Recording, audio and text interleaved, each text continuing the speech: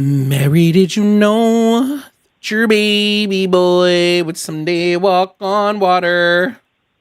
Mary, did you know? By the way, all of the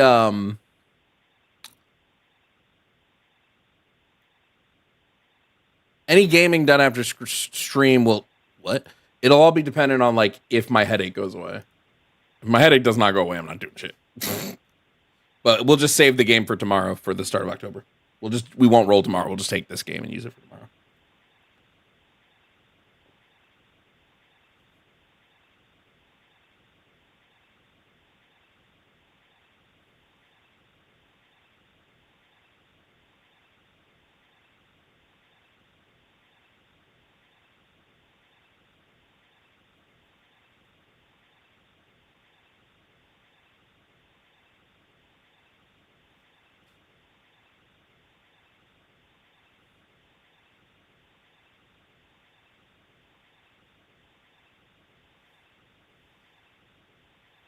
So anyway, what's up, YouTube? What's going on, YouTube? How's it going? How are you? How is everybody? How you guys living?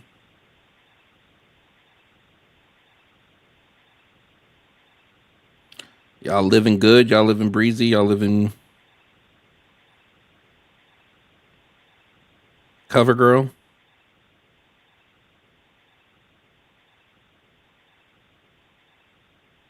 People who try to rent out apartments with no stove are the devil.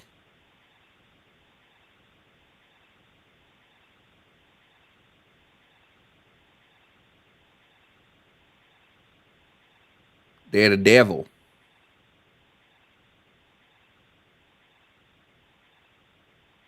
There are demons in this house. There are demons in this house.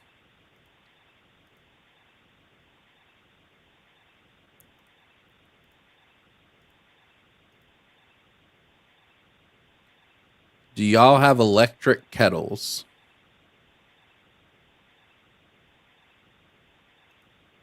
I don't know. I don't drink hot liquid. I can't answer that question. I don't like my liquid to be hot. I prefer liquids to be room temperature or cold.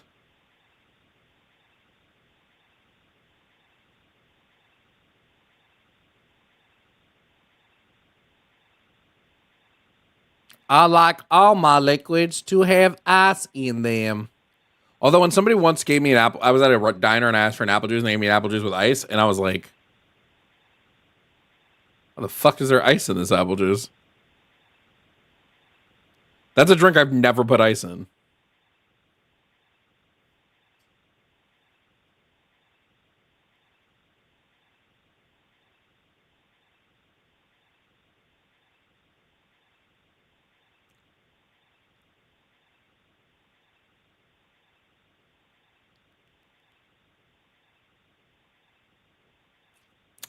Technically, the voice I was using was is I guess a spinoff of the voice that what's his name, Ben Stiller uses in Tropic Thunder for Simple Jack. Crazy movie.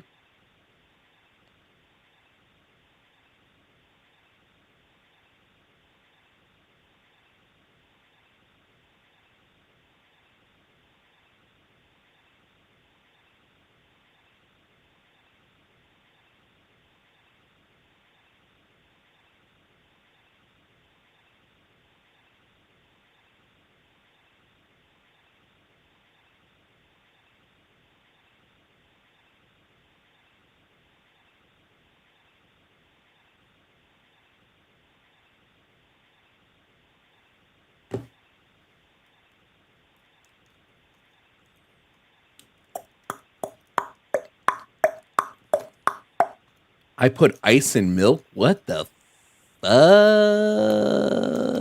My head hurts. I really don't know how long I'll be on today if this headache doesn't go away. I'll be so for real with y'all. Tropic Thunder has problems, but it's really funny at the same time. Listen, I agree. We're never going to get another Tropic Thunder. No way. No way.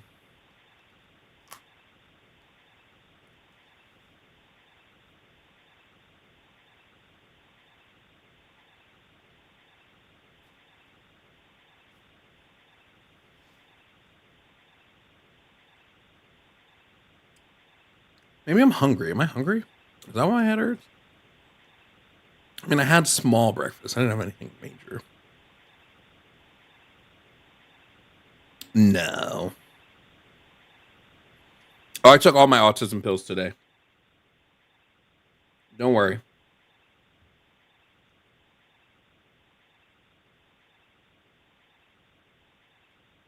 Kinda vibe. Baby, are you coming for a ride? Son, words. Hey, what's up?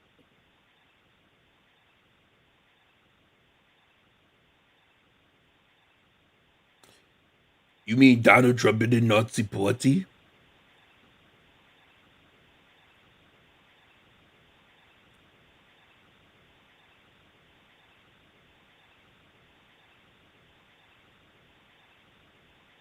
Yeah, I don't know what that noise is. It happens when I turn on the call-in screen, the call-in line.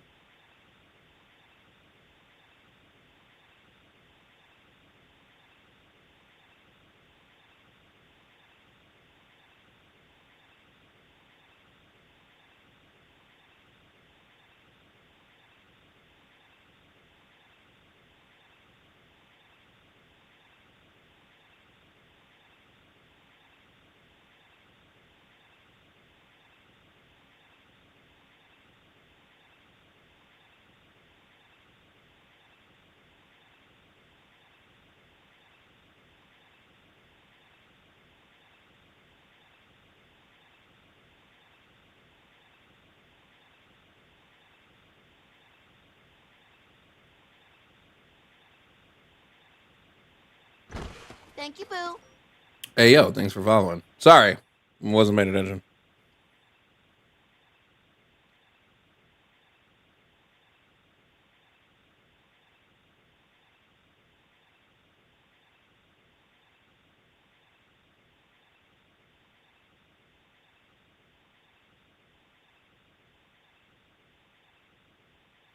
Anyway.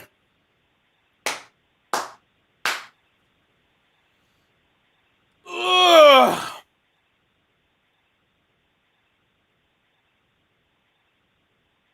Supreme Leader Jovan is chilling, bro. He's chilling.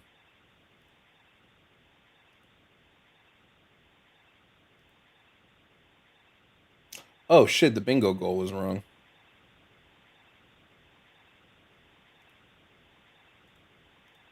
My bad. Had y'all thinking, thought we was going crazy. All conservatives fall into two categories: not smart enough to back at the release, or too cowardly to attempt it. Yo, true.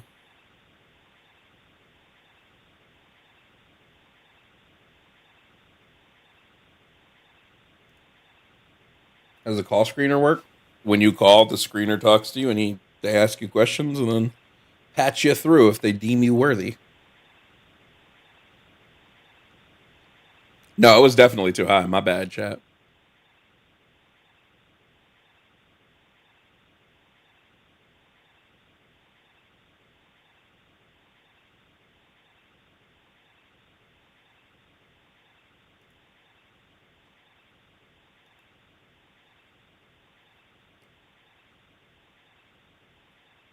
What kind of games am I into? I prefer indie horror games. Or Pokemon Go. I'm playing a fuck ton of Pokemon Go.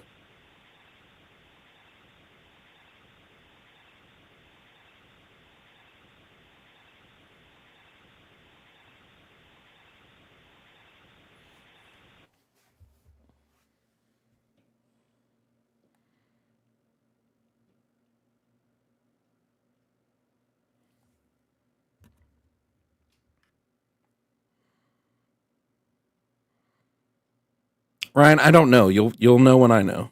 The fuck? When are we debating? I don't know. Have we played Omori? Never heard of it.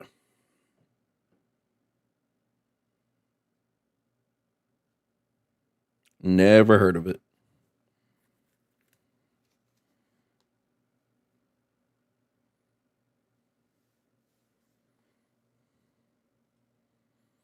I'm just watching a lot of people with a lot of presuppositions and no courage. It's hilarious.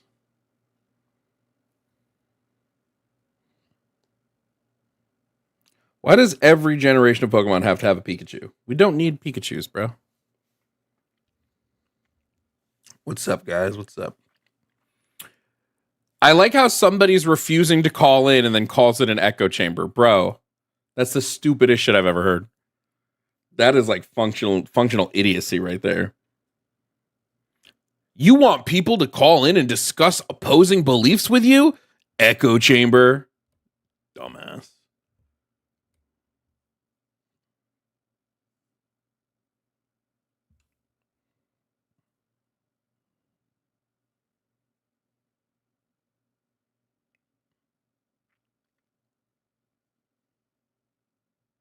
I was playing in the background. Who knows? You got to figure that out. I can't tell you that. Only you can tell you that.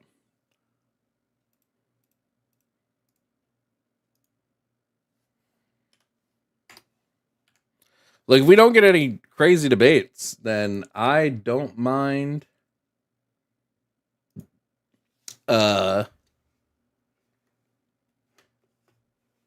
Whatever. Ryan, you already admitted to me that it is unethical. So, like, I don't know what even is the point of the debate anymore. My stance was doing this is unethical, and you agreed. Doing it is unethical. So, like, what are we going to debate? You've agreed to my point.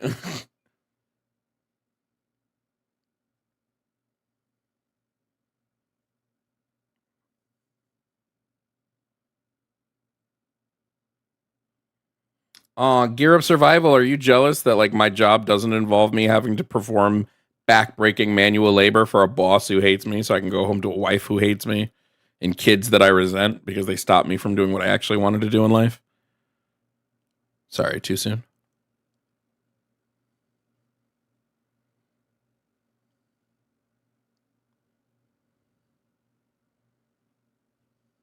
Sorry. Too soon? Sorry.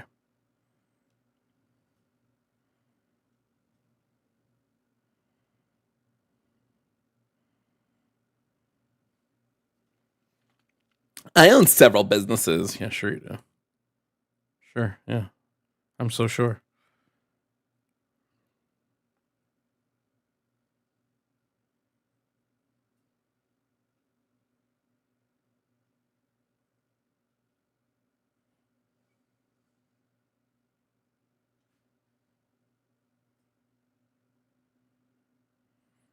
Oh, shit. Delete your account. No, thanks. I'm good.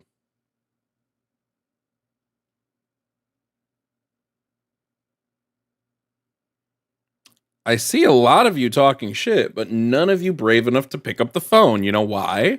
Because conservatives are cowards every time. It's okay to be a coward. Just admit you're a coward. It's all good. It's all good. I won't be too mean to the cowards. I promise. I promise you, I won't be too mean to the cowards. I swear it. I swear it on my life, homie. All my life I had to fight.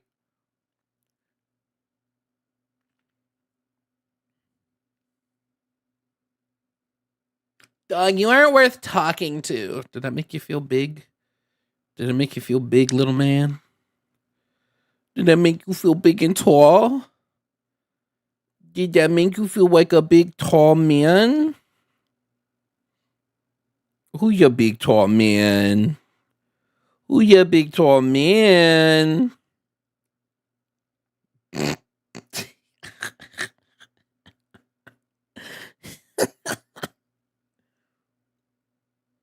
You scared to debate in public? I have videos on my page of me debating in public, dumb fuck. Oh, you big tall man. You big tall man. Oh, you big strong man, won't you? Fucking dumb fuck.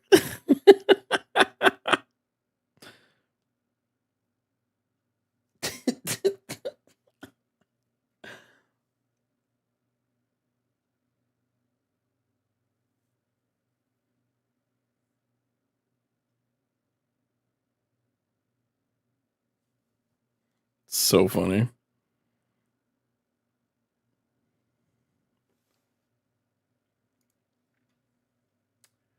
Got a vibe. Baby, are you coming for the night?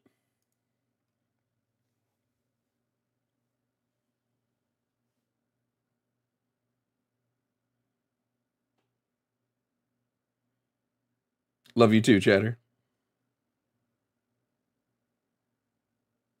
Show us some debates that you've won. Don't worry, we'll wait. I've literally got 1,000 debates on my page, bro. I don't know. Don't be lazy. Go watch one of them. Maybe you'll learn something. You know? Maybe you will actually learn something. You know? Maybe. Maybe if you open your ears, research will be able to sneak their ways into that brain. I know it's scary. I know. God, the thought of research terrifies people that haven't been in school in a long time. But, you know? Maybe you'll be the exception. Just maybe. Maybe you'll be the exception. You are the only exception.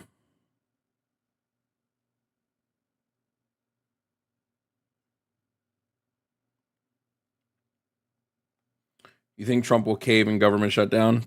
There will probably be a shutdown, yeah, but it's not like shutdowns are rare. Not in this day and age. The fucking Republicans refuse to concede on anything. They don't want to negotiate. They want to just have dictatorial power. So I don't think the Democrats should concede on fucking healthcare. Not if they're not fucking cowards.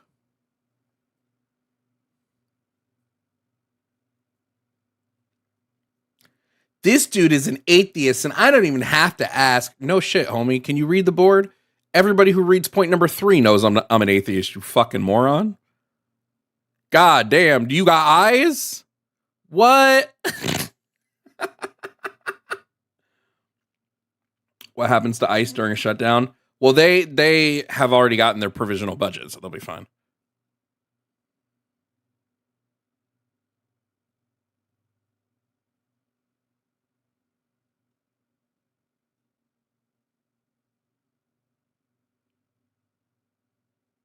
Remember what the founding fathers say. You're right. You're right. I remember what the founding fathers said. They said, "Get back to work, slave." Good old founding fathers.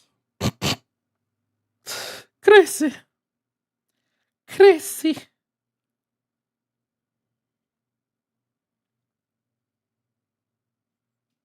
Homie, nobody's triggered. You are the one who's commenting on a random YouTube live because your life is boring. So you decided, let me spice things up today. I'm literally just sitting here playing Pokemon Go. That's how triggered I am. Yeah, wow. Oh my God, I'm so twiggered.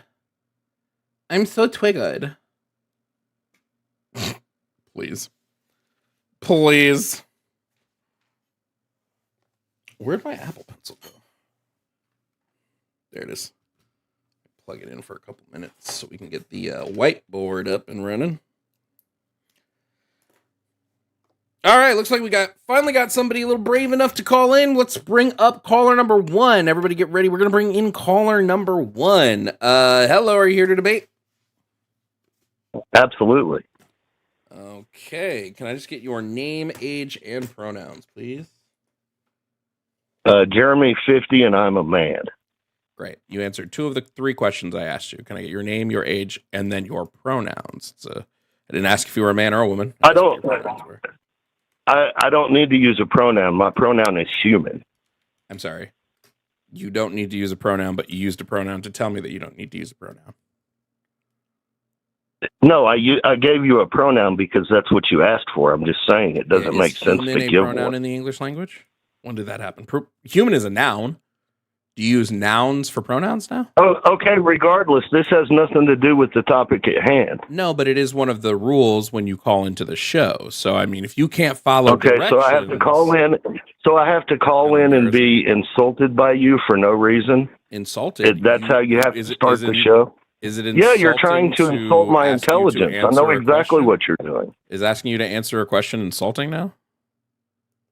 Well, I'm answering the question of, are trans men really men and are trans women really women? Whatever the debate, that's all but about. I have certain rules for the show, and one of those rules is you answer the 3 questions. You also don't have any callers, buddy. I'm waiting. Oh no, we got. Listen, we got like 4 people every time I get on here, the only thing I hear you doing is crying about Donald Trump and begging people to call you and debate you. Cool. I've called you to debate you on the topic of trans men and women, and you won't talk. You won't debate. You were wanting to talk about pronouns and nouns and whatever you're talking about. Or not. It's pretty simple.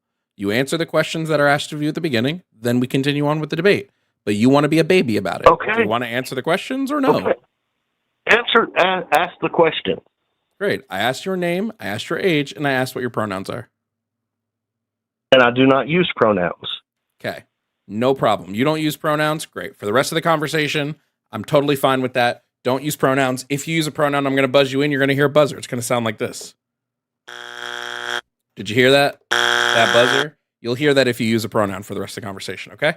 Go ahead. Okay, here. You know what? Rather than let you play with your buzzer all day, I'll do this. My pronouns are he, him. Oh my God. Wow. 2 minutes and 39 seconds just to answer the question I asked you at the start. Great. And what topic did you want to talk about, Jeremy? All of them.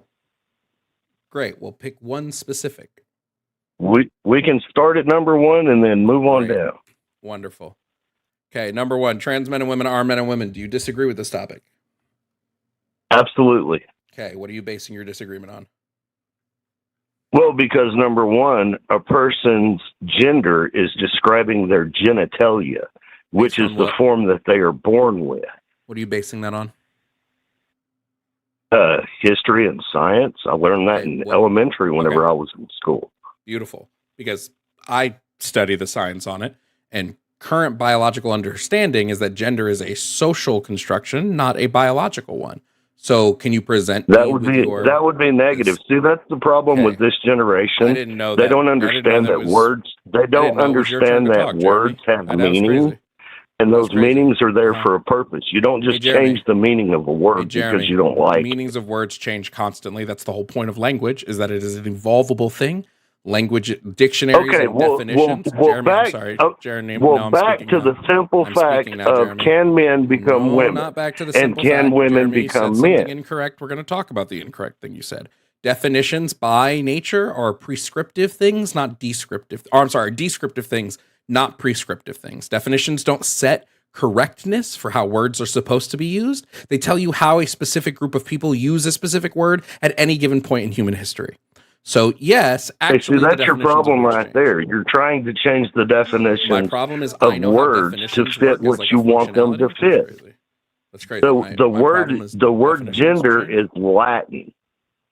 The word genitalia is a derivative of that. The word genitalia. Okay, genitalia is whether you're born with a penis or a vagina when you're born. Great, Jeremy. What I'd love for you to whenever do you're born with a penis, you cannot change the fact that you were born with a penis. You are a biological male. Jeremy, what I'd love for you to do is provide me with a scientific source that tells me that in order to be a woman, you must have female genitalia. Do you have that? No, it's common sense. I didn't ask you. No. I asked you what you based your stuff on. You said science. So I don't want to hear it's common sense. No, if it's science, provide me science and real-world experience. No. The science is simple biology. It's an XY chromosome and an XX chromosome. Determines what genitalia you're born with. Your gender is descriptive of your genitalia. That's the way it's always been. You can't just come in and change the meaning of a word. Okay, so you're pretty bad at this, Jeremy. So let's start from the beginning here. word meanings change all the time. That's literally the point of language, is for language to evolve. No, they do not. You don't think the meaning of words change? Okay, let me Jeremy? ask you. No. Answer the question. Okay, do you think the meaning of words change? Yes or no? Question? Do you think the meanings of words change over time? Yes or no? No, I do not, because the meanings of words have variation, but they do not change. Their core meaning is the same. You might be illiterate. Really? Yes. Yeah. Absolutely. And I'll show you how. Plenty of words, the meaning of the word, have vastly changed over time, because that's how words work. Okay, such as? Oh, sure. Let me pull up the list give me an example of a word that I can agree with you that has changed. Oh, sure. I'll pull you up a concrete list. We'll go through a bunch of them. Do you know what the word awful means? What does the word awful mean right now? Awful? Yep. It's a word that's based from pity, but it also means bad. Yeah, the original meaning was something that was awe-inspiring. It was something worthy of reverence. Does that word have the same meaning as it used to? Well, what language was it being used I didn't in? think Was so. it being used in English in the U.S.? What does the word gay mean? When I say someone is gay, what do I mean? When I say someone is gay, what does that mean? You mean they're happy? No, it means they're happy. You know that's not what it means. As of right now, colloquially, we use the word gay to mean homosexual. That's what we use, the word colloquially. No, that's gay. What we use the word for now. Gay definitionally means happy. You want to bet? Okay, the reason that people started referring to gay people as happy is because initially, whenever gay people first came out, they were extremely happy. Sex. Merriam-Webster, relating to or characterized by sexual or romantic attraction to people of one same sex. Cambridge definition of gay, sexually or romantically attracted to people of the same gender or sex. Like gay, colloquially now, okay, but that's the way the problem. That we use it, that's the problem. You're changing the definition of the word. Because you're changing the definition of the word. The definition word gay means to be happy. Jeremy. Because the definitions of words change. No, it has not changed. It literally has. It has not changed over time. It's changed in the last 5 years with all this ridiculousness. You think that the word gay, the definition that I gave you, was changed in the last 5 years, Jeremy? 5 or 10. It's been real recent, I promise you. My God, Jeremy, you are not good at this. Okay, at what point was the definition changed? What year? Back in the 90s. No. I want the specific year. Why should I give you a specific when you've yet to give me a specific for anything you've said? You think this works that way? That like you're I saying don't. That the definition so you don't have to provide 90s, a source, but I was in high school in the 90s, and I assure you, in the 90s, the word gay meant happy, but it was also used as a slur towards homosexuals. No, it did not. We actually started using the word because you can't win. We started using the word gay to mean homosexual in the 20s and 30s. Let me ask you this: if men can become women and women can become men, I'll tell you what. You take 100 women that decided that they were women, and you put them on an island with 100 biological men. Here we go. Okay, and then you go to another island. And you put 100 biological females with 100 biological males. You come back to the island in 2 years. On one island, you'll have you will have 200 dead people, and on the other one, you'll have a thriving society. That's why the importance of words having meaning. Jeremy, what would happen if I put 100? What would happen if I put 100 women who don't have uteruses on an island with 100 men? If I came back, would there be any children? Well, if they don't have uteruses, of course. Oh wow! So it doesn't actually fucking. So it doesn't fucking mean shit, Jeremy. So it doesn't mean shit, Jeremy. If they don't have kids, it don't mean shit, Jeremy. Women, the way that they came, the way that they were born, and you don't designate Jeremy, it don't mean shit, dog. Kids. Jeremy, it means nothing. This is a nonsense talking point. No. It doesn't prove anything that you've said so far. It quite literally does not prove your argument in any way, shape, or form. The only thing that could prove your argument right now is to provide. No, it doesn't actually. Reality disagrees with you. You give me. Actually, reality fully disagrees with you, Jeremy. I hate to break this to you. Reality Reality disagrees with you, Jeremy. I hate to break this to you. Female I hate to break that this was to you. born as a man that has ever had a child. I don't give a fuck if they've had a kid or not. Having a kid doesn't of make you gender a is woman. for reproduction. The purpose of sex is What? for reproduction, you fucking moron. Gender and sex are different, Jeremy. Did you go to school? Did you take classes ever? No, the problem is you've got gender conflated with sexual preference. No, nobody's talking about sexual preference, moron. When have I ever? That's exactly what you're talking about, because nobody here has ever fucking mentioned who you're attracted to. We've not talked about who you're attracted to, my guy. Nobody's talked about this. Open up your ears, get a Q-tip, swab them out, and listen to the words I'm saying. I'm not talking about who you're attracted to. I'm talking about your gender identity. It's a completely different thing than who you're attracted to. You just think all trans people are gay, which is really dumb.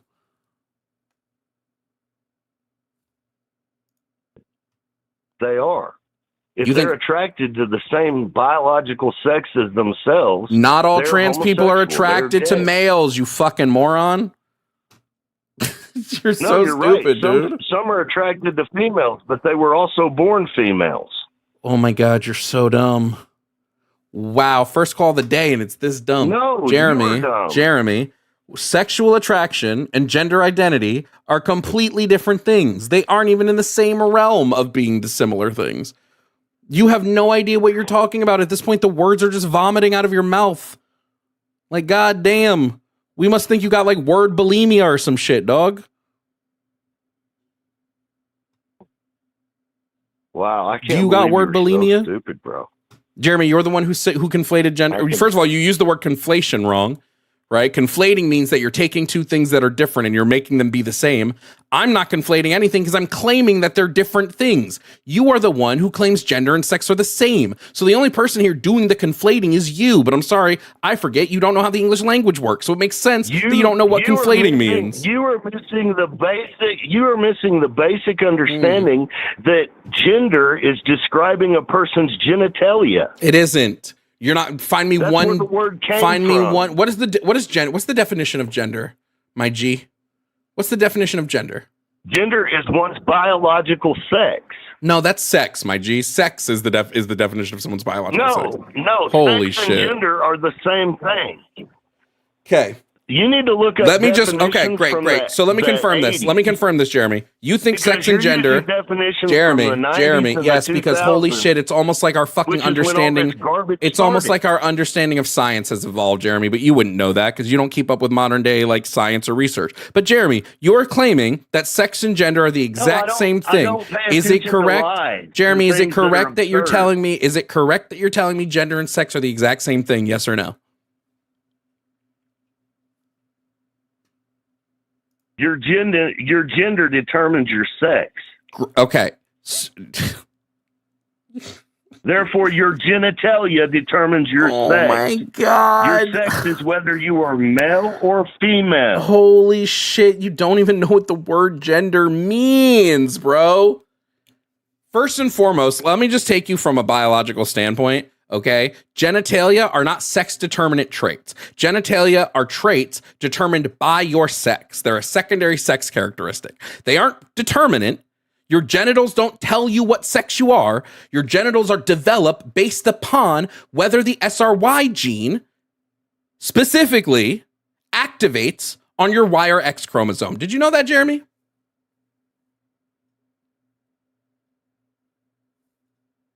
You don't have to say no. I know the answer is no. No, I'm looking up something specific so that I can explain something it that has nothing to do with the fucking conversation. You're too dumb to understand it. Another thing that has nothing to do with the conversation. Your claim is that genitals determine. Well, your claim is gender determines your genitals, and your genitals determine sex. This would be incorrect in every basis of the way that we know how sex works when it comes to human development.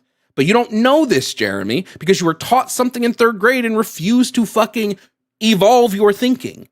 What comes first, do you think? The activation of a gene or the development of a person's genitals? What do you think comes first when we're going through the process of developing?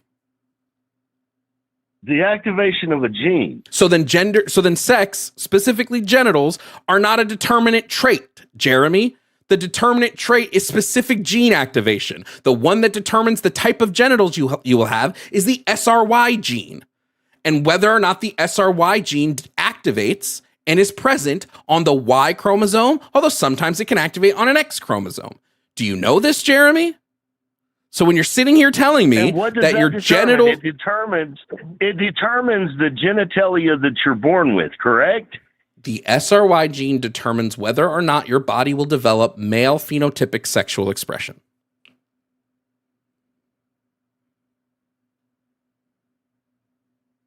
So again, genitals are not a sex determinant trait. They don't tell us what sex you are. All they can do is tell us whether the SRY gene has developed 9 times out of 10. So if the SRY gene is active, you will typically have... Oh my God, bro. Just listen to the person that actually has studied this shit. Determine whether you're male or female. No, they don't. Period. No, they don't. Because guess what? Because guess what? Oh my God, dude, you're so... Jeremy, we're not talking about what you think. I'm not talking about what a person thinks, Jeremy. Jeremy, I'm not talking about what a person thinks. Because you can have somebody who has 2 X chromosomes. They are genotypically female, but the SRY gene can express itself on the 2nd X chromosome, meaning that this female person develops male phenotypic sexual traits, including gonads. Did you know this, Jeremy? Do you know there are females with male traits? Yes, and it's something that and how often does that happen? It doesn't matter how often it happened. It immediately breaks the thing you said. You said that genitals determine what your sex is. My God, this might be what you're talking about is an actual person that can't listen. And you're using Jeremy, it you don't know what you're talking about. Jeremy, you don't know what you're talking about. You just literally don't know what you're talking about. Okay? When we are talking about rules for human development, I don't know what a man is and I don't know what a woman is, I guess. You don't. When we're talking about rules for human development, and we're saying that there is a hard set rule, if there's an exception to that rule, that hard set rule is no longer a hard set rule because there's an exception to it. No, I hate to break that to you. It would be a typical rule. Yeah. Homie. It would be a typical rule. Homie. You haven't said typical this entire conversation. 100 times. You haven't said no, but even your typical rule is made. Jeremy, even your typical rule doesn't work. You said genitals determine sex. This is an incorrect statement. They are not a sex determinant trait. This is an incorrect statement that you said. Now you can just own up to being incorrect. It's not a big. Yes, it is not. Between a man and a woman. No, it is not. Genitals are not a sex determinant trait. I don't know what I have to do. Do I have to go quiz every person who's like a sex biologist and say, hey guys, are genitals a sex determinant trait? And when they all tell me no, now genitals can help us. They are not a sex determinant trait. Great, so you were wrong. Genitals don't decide whether you're so male or you female, were wrong, but Jeremy. You have those parts is what you are, bro. Jeremy. So you were wrong. Why can't you just admit you were wrong? You already said. You said, anything. Jeremy. You said genitals determine your sex. You've said this in this conversation. Just admit you were wrong about that. Your genitals. What the fuck? Okay, dude? You know what? Let me put it into a simpler term. Oh, here we go. The doctor, whenever you're born, they use what your genitals are to determine whether you are male or female. Your doctor can't determine whether your doctor can only make an educated guess about what they think you are. They can't make a determination because the doctor doesn't decide what your sex is. Your sex is decided by a litany of things. The way we categorize people sexually is we use what's called cluster categorization. We look at a wide group of different sexual traits, and if you possess enough of those sexual traits, we will put you into a sex group because human sexual development is too varied to make a hard set rule on it. It can't be by genitals because there's going to be too many variations. It can't be by no, there are 2 variations. Holy shit. Sometimes you're born with You don't both. even know what I mean when I say variations. There is variation in the development of human.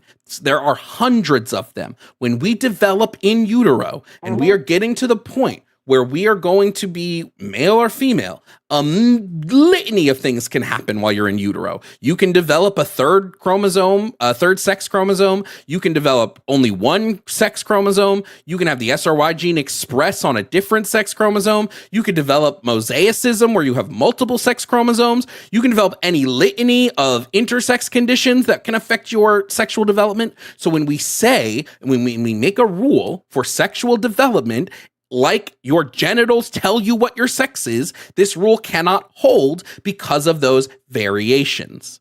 Plain and simple. Now, let me ask you this. You take your variations and you stick with your same whatever. You people have a mental issue. I don't understand. This is not a rebuttal. Can you rebuke the argument? No, you're right. It's not a rebuttal. It's yes, a because statement. you can't rebut the argument. You can't refute it. I can't refute your ignorance. No, you can't probably rebuke don't the even argument. know what that words. You literally can't don't even know rebuke the what argument, Jeremy. You can't rebuke the argument. All I'm waiting is for a rebuttal to the argument I laid out. That's all I want. I don't care. You can insult me while you rebut the argument, but I want the rebuttal. I don't care if you insult me. I want the rebuttal. You are correct. There can be variations in chromosomes in your in whenever you're being built, essentially in the womb, in vitro or whatever. Phenomenal. You can have variations, but those variations are very far and few between. The ultimate fact is, if you are born with a penis, you cannot have a child. You cannot bore children.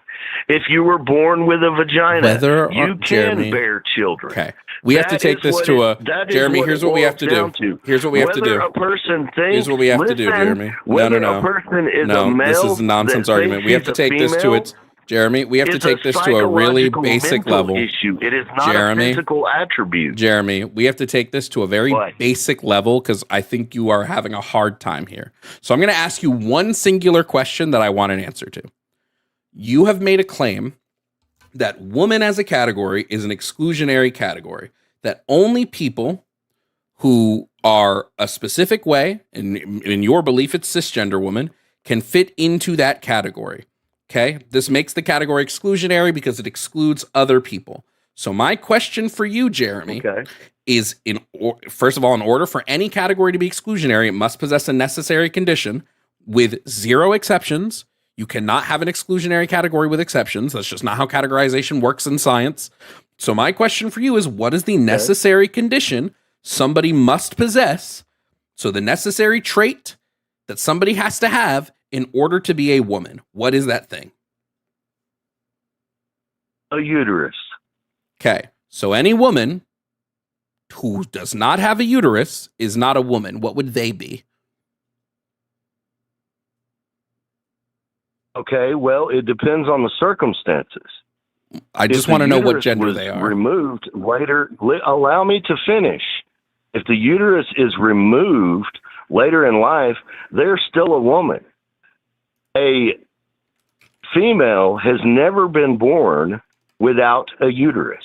This is untrue. Therefore, if you're born with... This is untrue. If you are born with a uterus, you are a female. Really? Name one. Yes. Well, I'm not going to present you names because, I don't have the names of people. You can even use... Holy shit, dude. You can even go ahead and Google it. Great. Because, of course, you can just pull shit out of your ass and say, hey, this is what this is, and it's because I say it is. Show me where it is. Show me where a female... MRKH syndrome. MRKH syndrome can cause your uterus to not develop. MRKH syndrome causes your uterus to not develop. And now remember, we're talking typical. No, we're not. We're not. Jeremy, stop. We're not talking typical. Jeremy, stop. Stop speaking, Jeremy. I'm going to have to mute you. So I'm going to mute you because you're fucking not listening. I already asked you. I said, you've created an exclusionary category. This isn't typical. You said that woman is an exclusionary category because you're saying certain people can't fit into this. This is not typical. Okay? You're in timeout right now. I'll let you out in a second. That means you have to provide a necessary condition with 0 exceptions. If you're admitting to me now that you just weren't listening to me earlier, I'll repeat it again. Necessary conditions for exclusionary categories can have 0 exceptions. Necessary conditions are not typical. That's not how you do it. If you have an exclusionary category, the way we categorize in science is exclusionary categories must have one or multiple necessary conditions that you must possess. So you can't tell me something that has an exception because you are saying the category is exclusionary. So I'll unmute you, Jeremy. I want to know what the necessary condition to be a woman is. What is it? Okay, see, you can't do that. You can't exclude variation. Jeremy, this is how fucking categorization in science works, Jeremy. This is how categorization works. You actually do when you're creating an exclusionary category. No, otherwise, anything can be anything, Jeremy. Now, if you're making the claim that woman has no necessary trait, then you can't bar someone from getting into the category because there is nothing that someone must possess. Does not have unnecessary then trait. What is that? Okay, Jeremy, answer me this basic fucking question. Can necessary things have exceptions? I'm sorry, what? Can necessary things keep breaking up, so have I'm only exceptions, about a Jeremy? third of what you're saying. Can necessary things have exceptions? Can necessary things have what? Exceptions. In what context? There is no context. The word necessary quite literally tells us there can be 0 exceptions. Necessary means it must be possessed. Then we can say that instead of a uterus, we'll say XX chromosomes for a female and XY for a male. Great, beautiful. Here's what I love about this. There have been women who have been born with pure XY karyotyping, pure 46 gonadal XY karyotyping, that have not only been pregnant but given birth. So here is somebody who's given birth but has XY chromosomes. What are they, Jeremy? What's their gender? Okay, let's exclude abnormalities. No, Jeremy. Jeremy, now all you're saying is let's exclude the things that defeat. Let's exclude the things that break my argument. Yes. If I were to say the sky is always blue, and someone said, Jovan, what about at dusk when the sky is orange? I'm like, well, let's exclude that. Let's exclude the orange sky, guys. Fucking stupid, bro. Is a hermaphrodite.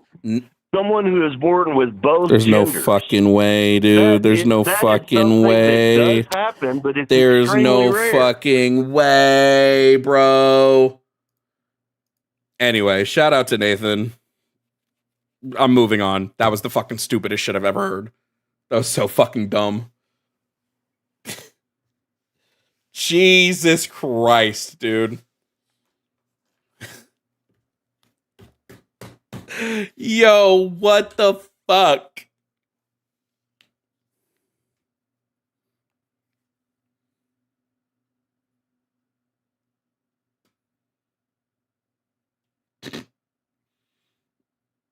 There's no way, bro. What you're talking about is one of them there hermaphrodites, bro. It's so stupid. Okay, let me just go over this argument really quickly for all those in the back who might be waiting in the call queue that want to talk about what Jeremy just talked about. Because you're going to get asked the same question. Okay? All right? If you are claiming that a category is exclusionary, you must present a necessary condition to make that category exclusionary. You must. Now, it can be a list of conditions. You can say it's necessary to have X and Y, but that means you must have X and Y. If you're going to make the claim that there is no necessary condition, then you can't exclude anyone from the category. You can't exclude somebody without a necessary. It's not how that works. I hate to break it to you. Okay. Jesus Christ.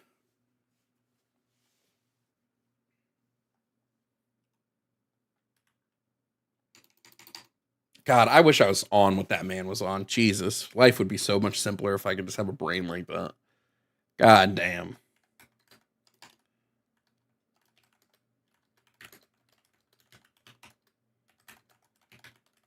I don't know why necessary is such a hard concept for transphobic people. Anyway, we're going to bring up the next caller. We're going to bring in caller number 3. We are going to bring up caller number 3. Caller number 3, hello. Are you here to debate? Hello, how's it going? Chillin'. Are you here to debate today? Somewhat. I don't completely disagree with you, obviously.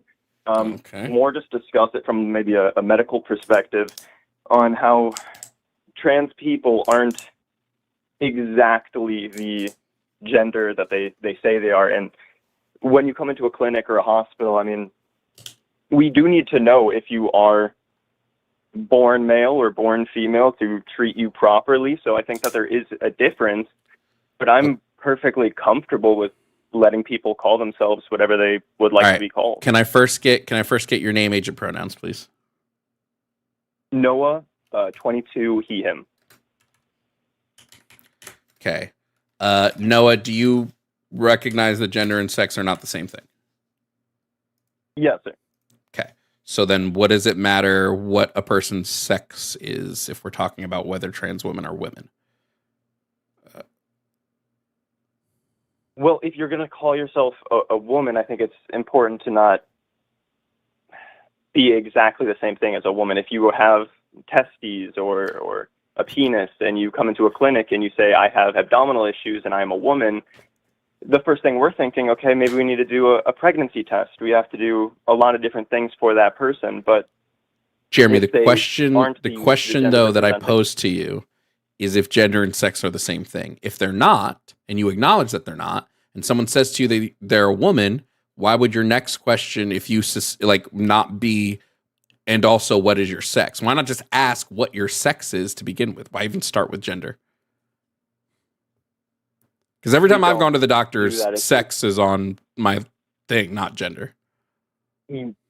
Well, the thing is with patients, they'll put female or male because those are the only two options in our clinic, at least.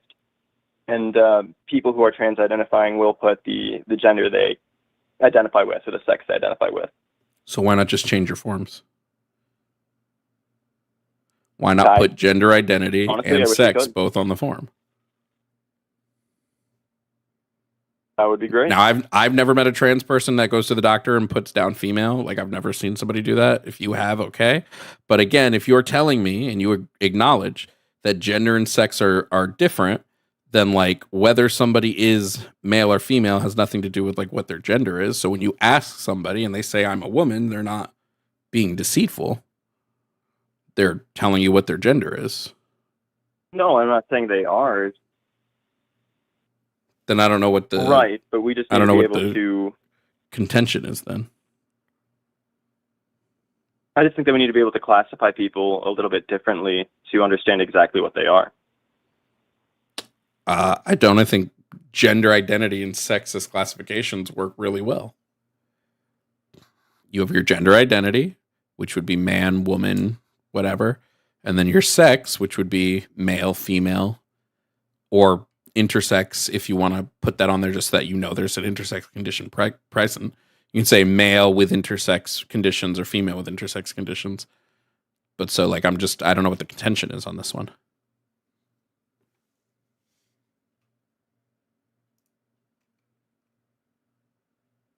I guess I'd agree then. Yeah, we just need to change our forms. Okay. Cool. All right. Well, I think we found some middle ground. You have a good rest of your day. All right. You too. What are you guys saying my mic is doing? Your mic mixer is ducking your mic gain under the collar. Yeah.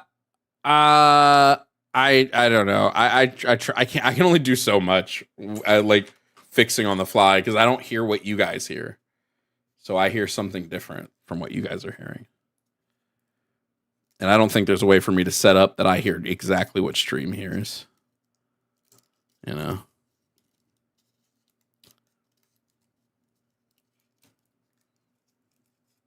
Personally.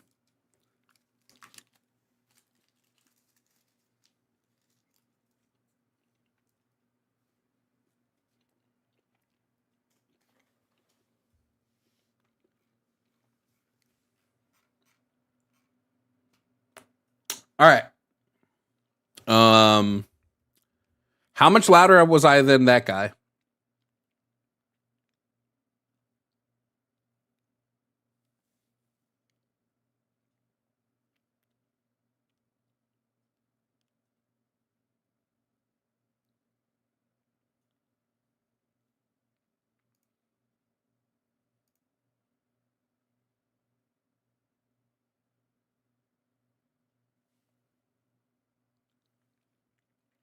Not much. Okay. Cool. Cool. Let's bring up the next caller. I want to go with, we will get to everybody, but right now I want to get to caller, I guess we'll bring up caller 2. Caller 2, hello, are you here to debate? Yeah. Or more debate and like kind of also get clarification. Okay. Now, chat, I feel like I sound way louder than this guy right now. Maybe I'm high, but I feel like I'm way louder than him. Anyway, caller, what is your name, age, and pronouns, please? It is Haseo. I'm 43 and I go by he, him. I also am okay with they and them. Okay, cool. Let me just put that all in.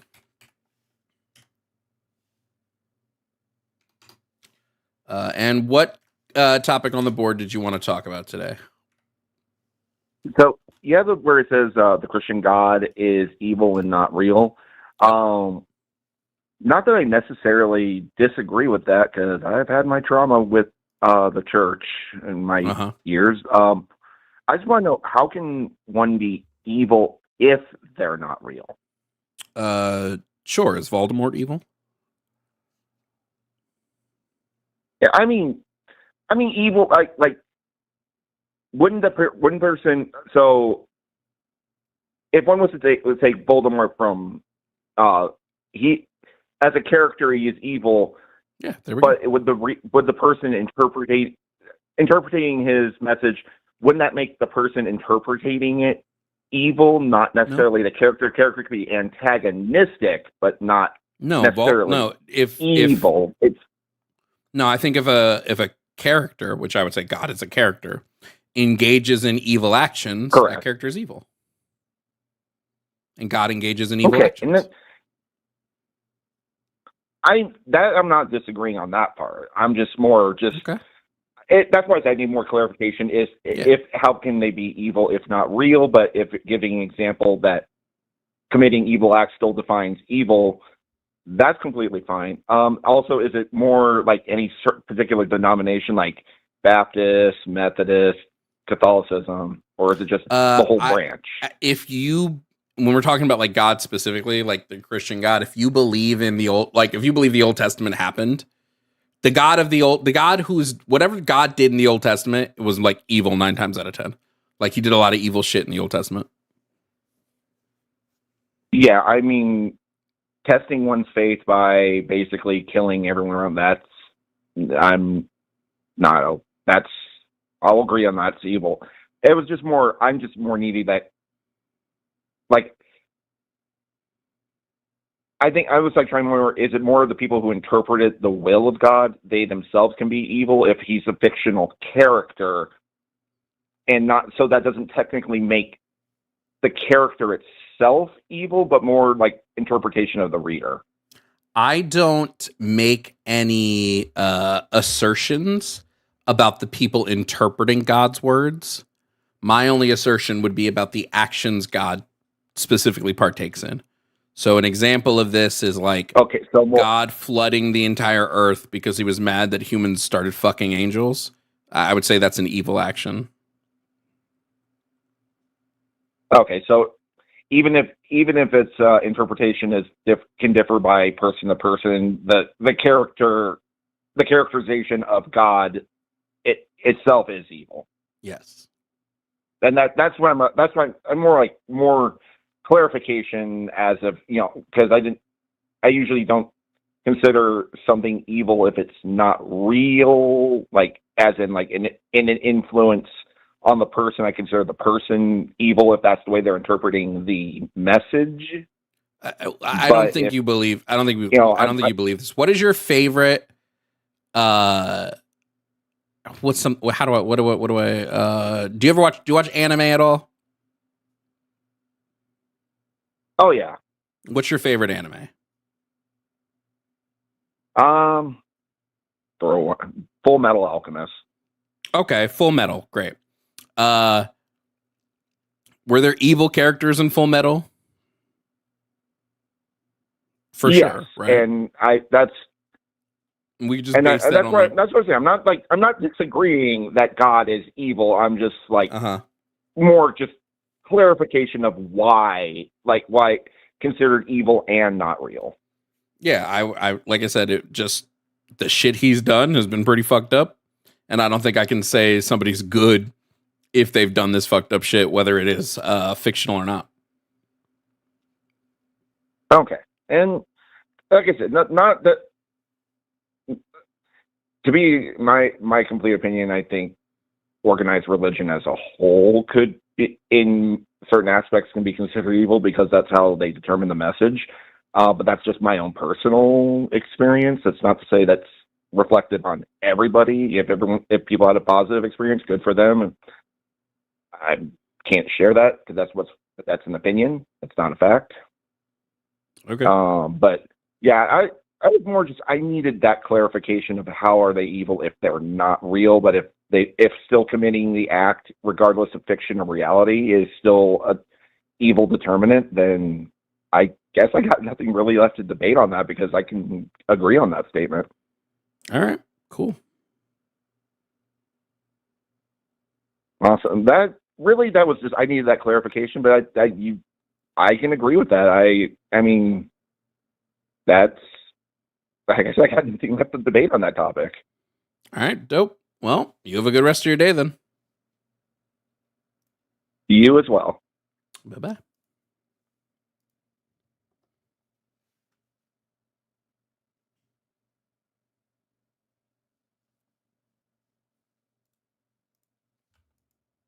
Did my mouse just fucking die? Yeah, it did.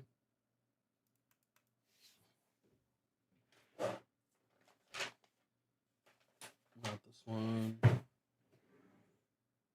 This one.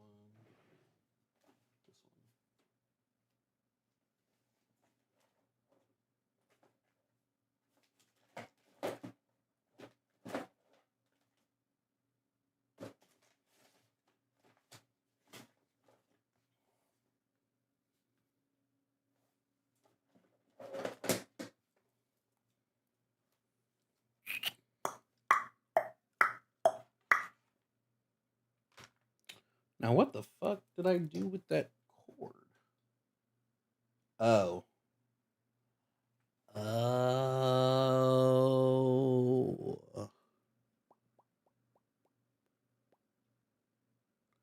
Huh. Okay, I mean, this will work, just to find someone to plug it in.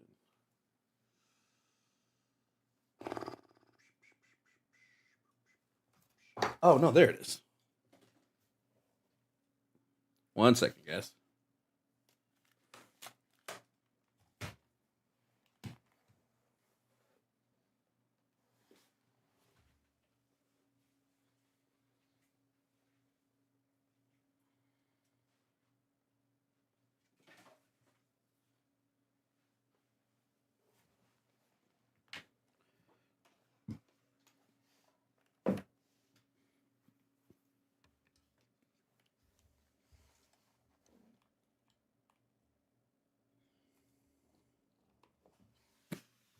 My hiccups are back. I'm gonna kill myself.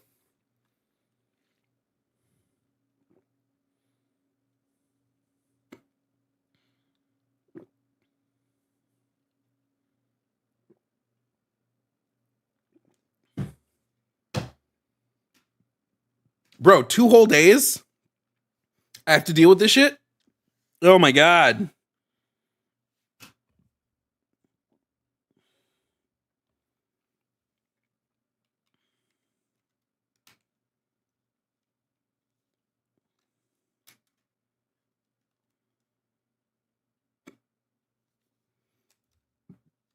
Oh, fuck. This cord is broken. Shit. Shit.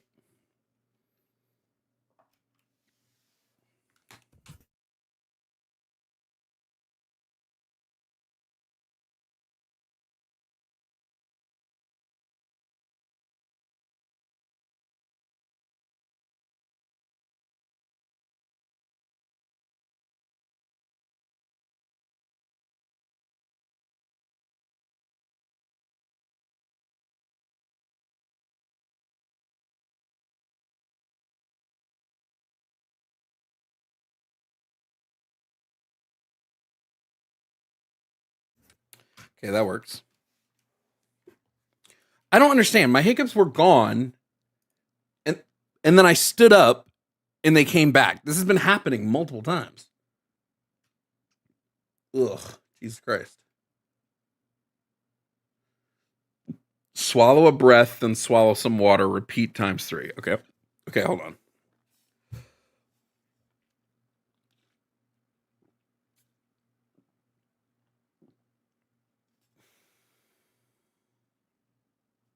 Nope.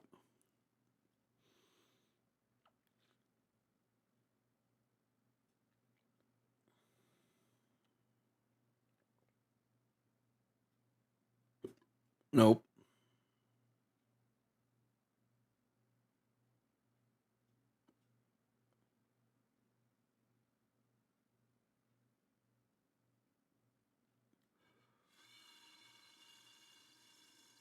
Yeah, sub on Twitch, nice.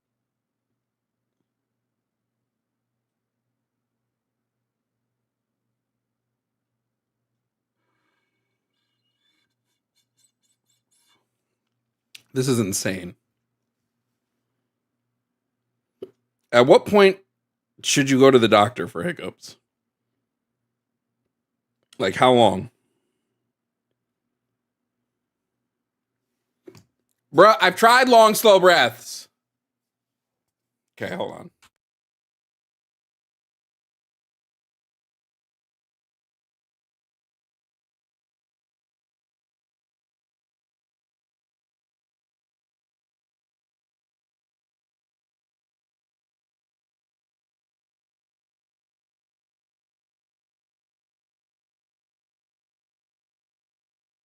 Nothing is working. Hold cold water in your mouth until it gets warm. Okay. Might as well try everything at this point. I tried a spoonful of peanut butter. It didn't work.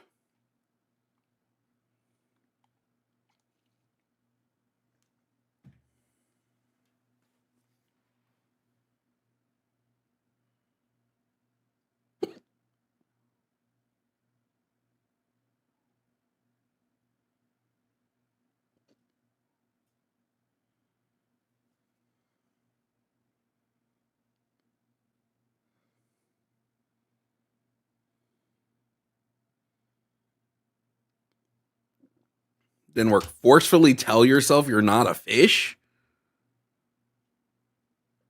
Stop using the straw? What? What? I don't understand the fish one. Take a deep breath, hold, release a little, deep breath again, hold, and repeat. Okay.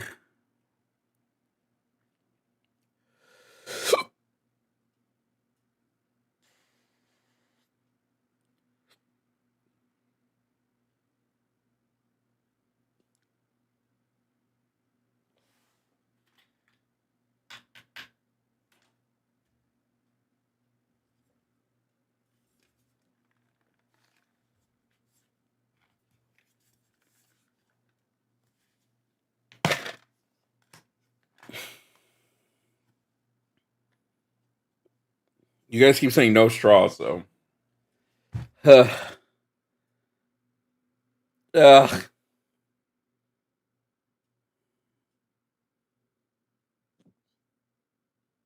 Sing I'm a little teapot in reverse. No. Someone said, hold your breath and chug water for 10 seconds. We're going to try that one now.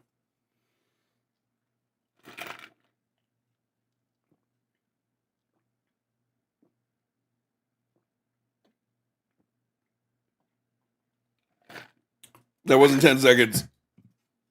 But I ran out of water. Didn't work.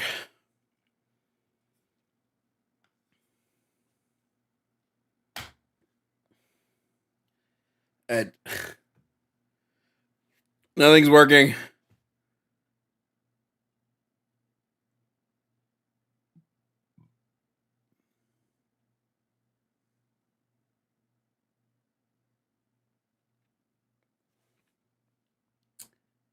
I think every hiccup cure is a placebo. I think they're just placebos.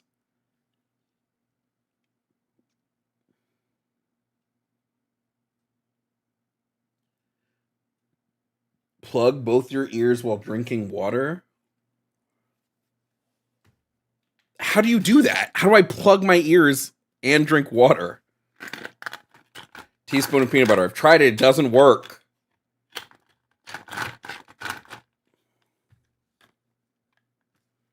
I'm losing my mind.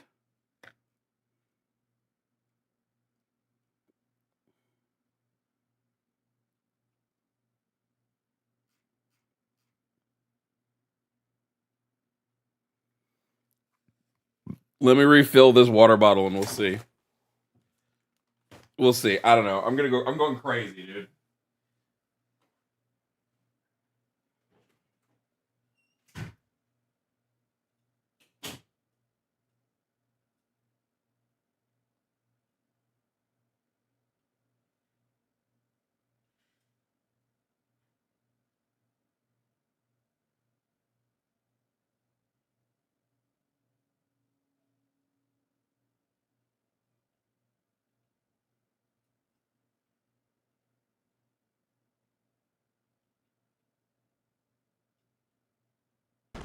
Thank you, Boo.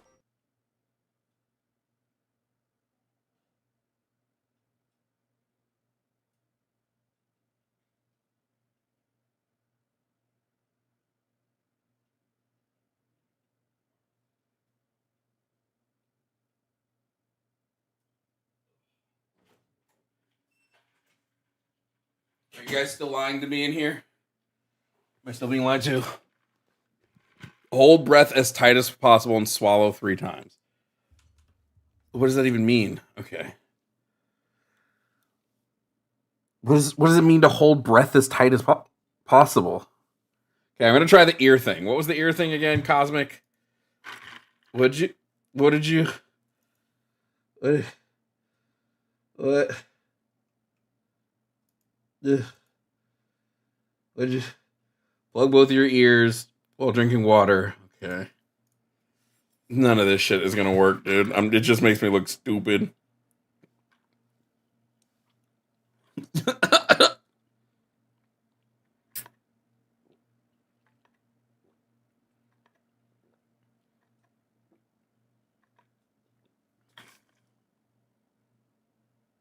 Now hold on a minute.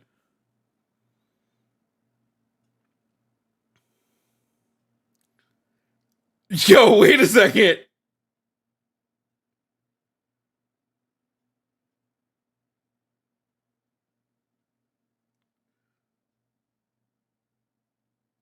What? Huh? No fucking shot that worked, dude. I got a burp. There's no fucking shot that just worked. Ain't no fucking way, bro.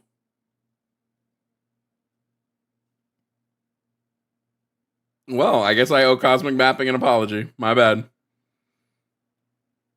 They were gone instantly.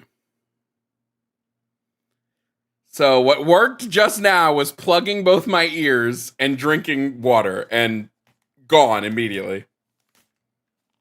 We'll see if they come back. You know that feeling when your hiccups leave, but it feels like you're going to hiccup again, so like you don't know for sure?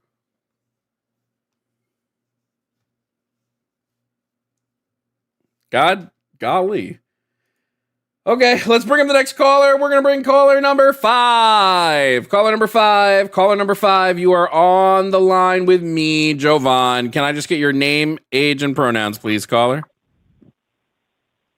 Hello, my name Hello, is caller number 5. Sean, Oh, my headphones are dead. 24, God, hold on, caller number 5. Hold on. Stop, don't talk. Hold on. Okay, caller number 5, my headphones are now turned on again. Can I get your name, age, and pronouns, please? My name is Sean, 24, and he and him. I messed up with the thing. I wanted to talk about the Charlie Kirk. I said 5 by accident, if that's okay. Okay, you want to talk about Charlie Kirk. Okay. Sean, are you conservative? I don't really, so thing is, I don't really care for politics. It's just, I just wanted to understand what because I just checked your thing and you're actually debating people. And, I don't really care for politics, but from what I've seen, a lot of the left has been joking about, and I just want to see how you feel about that. Yeah, I mean, I don't care if private citizens joke about his death, right? Why would I? Or should I? Yeah. I was just checking. Some people, like, I just wanted to, I just was curious because, like, a lot of people on the left are happy that he's gone, but yes, why would I care if honestly private don't citizens believe- are happy 'cause that I somebody think- died? Like, I don't understand like why I would or should care about that, essentially. All right. I just don't understand the question. It's hypocrisy. What does that? Hypocrisy. Like, what is the question? Because the right claims that we shouldn't be making jokes, and the right claims that the left is the side of violence, when the right has pretty consistently shown their ass that like it is them, right? Like most political violence that happens in the U.S. is done by right-leaning ideologies. When we look at right-leaning politicians, they are the ones who consistently promote violent rhetoric. Their own president never seems to want to disavow violence. He only wants to demonize like the left. So yeah, like I can't take a group of people seriously who go, we want political violence to end while like also pushing for it, you know? Like we can use Kirk as a great example. After Kirk died, after Kirk died, every single prominent left-leaning figure, either a political pundit or politician or what have you, was like, hey, this is fucked up. We should end gun violence. All the right did was, we're going to start war with the left. It's hypocritical and just like pointless, honestly. I kind of see where you're coming from, but you've also seen about how the left has reacted to it immediately. Yes, but you're talking about private citizens. I don't care how private citizens react. Of the news, Sean, I don't care how private citizens react, right? A lot of every single left-leaning news source. Can you show me one left-leaning when it comes to like news or other thing that like mocked Charlie Kirk's death? MSNBC, they fired him, but did you actually read what he said? Immediately he said he had it coming. No, he didn't. And no, he didn't. He did. Like, no, he didn't. If you look online, he said. I'll read. Hold on. I'll pull online, up the exact. he promoted violence. It was Matthew O'Dowd, or was it Matthew Dowd? I can read you his entire quote. He never once said that Kirk had it coming. What he said, and I quote, was, let me pull it up. Hateful thoughts lead to hateful words, which lead to hateful actions. He called Kirk divisive. He said that if you put hate out into the world, hate is going to be like, that's what he said. He didn't say Kirk deserved to be shot. He didn't say that, he didn't say any of that.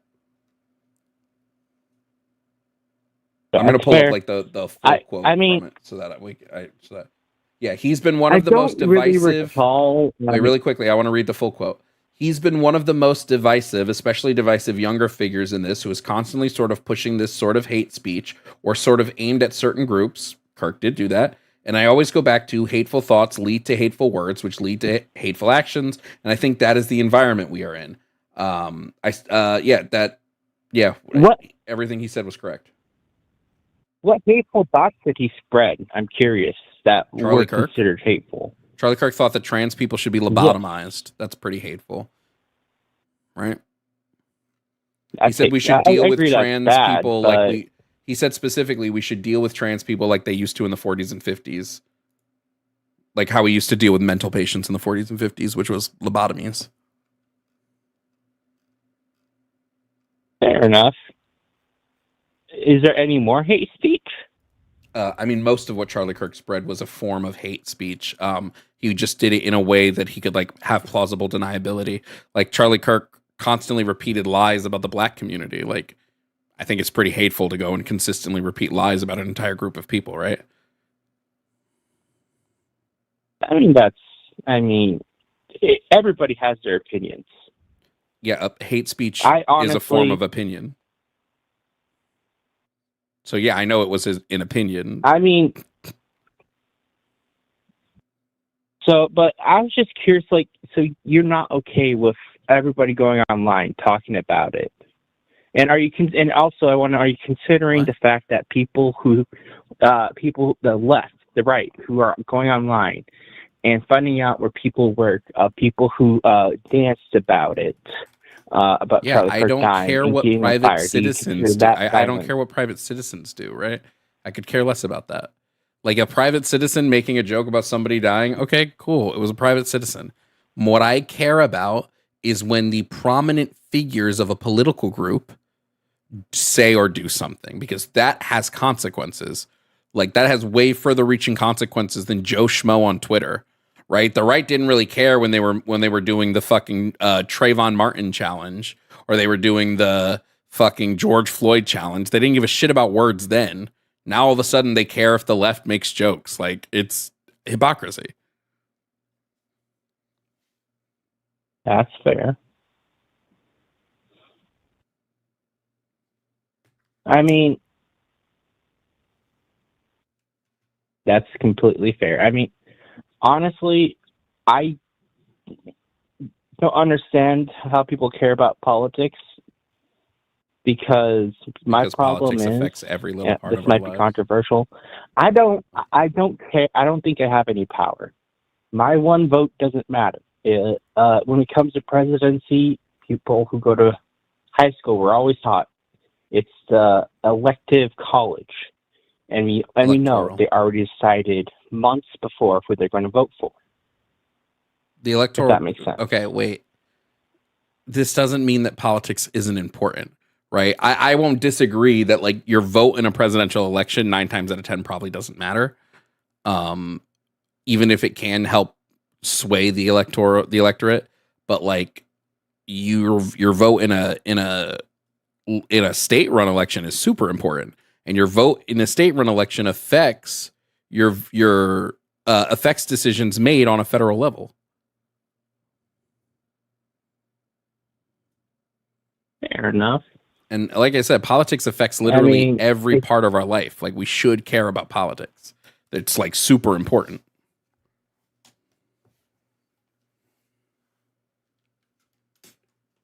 All right.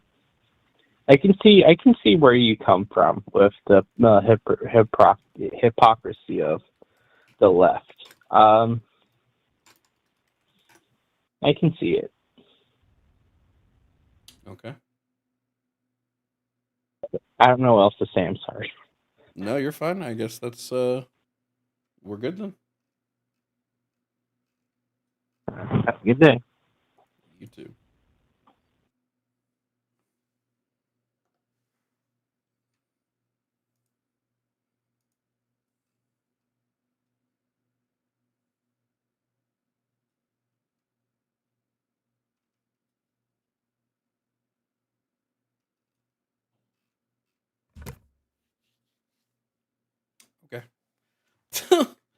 Yeah.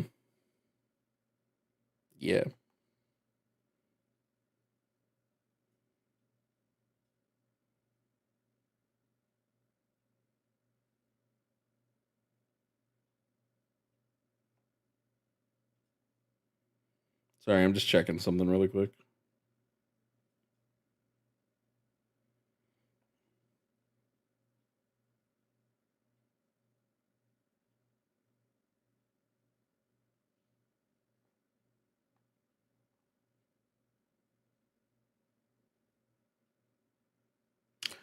Okay.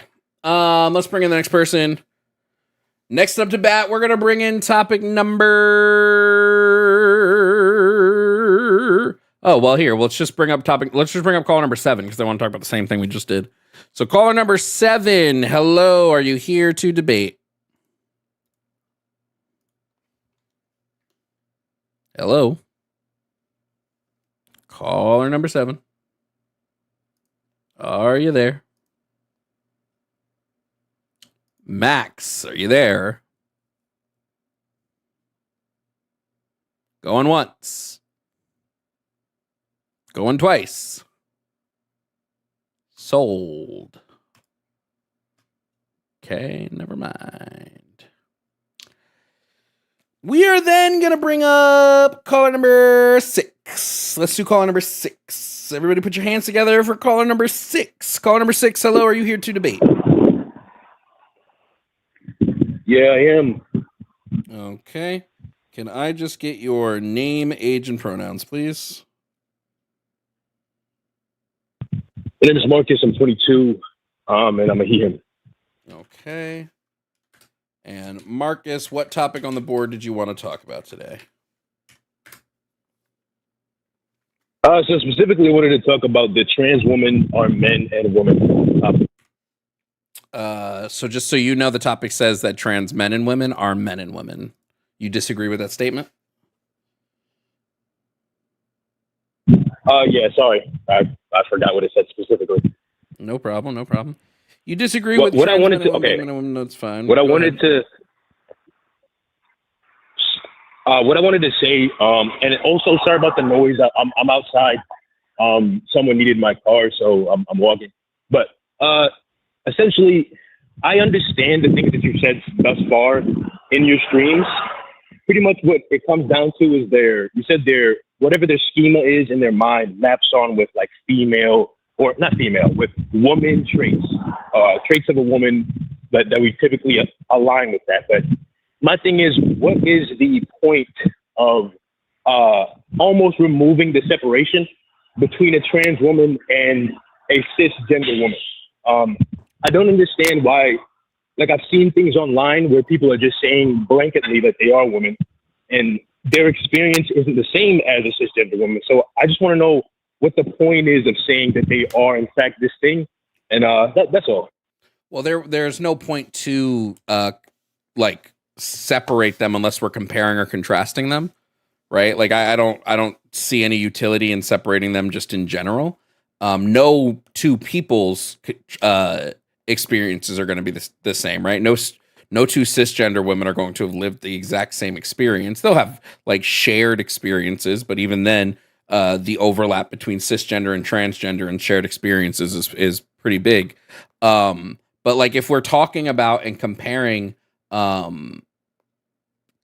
specifically for medical reasons, for social reasons, for anything like that, sure. But if I had like 100 women in a group and like 30 of them were trans and 70 of them were cis, and I was just referring to the group of 100 as a whole, I would just say I have 100 women. If someone said, Jovan, how many trans women do you have in the group? And I'm like, oh, well, that's a group of 30. There's 30 trans women in that group of 100 women, right? But if we're just talking as a whole, there's no reason to separate. Okay. I think I pretty much understand what you're saying. Maybe I can just say what I've been thinking thus far is attributed to my bias and what I've experienced like growing up. Honestly, another thing that I'm confused about is I remember you saying something about empathy towards someone that had a similar thought process as me about them being different. So the very by the nature of you calling them trans, it creates or showcases difference. Sorry, But, your background noise is pretty bad right now, so I'm not sure what you're saying specifically. Oh, can you hear me now? A little bit better, yeah. It's the wind. Okay, hold on 1 second. Yeah, I'm sorry about that. I called in another time, and I was at home at that time, but I figured I might as well see if I can get up. What was I gonna say? Essentially, okay. You're saying something about empathy. Do you think that I lack empathy by acknowledging or in my head saying or thinking that they're men because I noticed something that would tip me off to the fact that they're trans? You do not lack empathy if you notice that someone's trans, but you would lack empathy if you believe trans women are men. That's where the lack of empathy comes into. Okay. Just noticing, like I have people that I've seen and I'm like, oh, that's a trans person. Like, right? Like, whoop-de, like they don't like all you're saying is a correct statement about that person. But if you're saying like, well, I don't think trans women can be women because of, and in my opinion, all the arguments for it are pretty flawed logically, I would say that this shows like a lack of empathy towards the people in the group. Okay, so what would you say to me? What could you say to me for me to like over time change that thought? I think a lot of it is because I grew up in the Black community, so they kind of have like a blanket, very black and white look on things, and there is no room for nuance. And on other things, I try to be as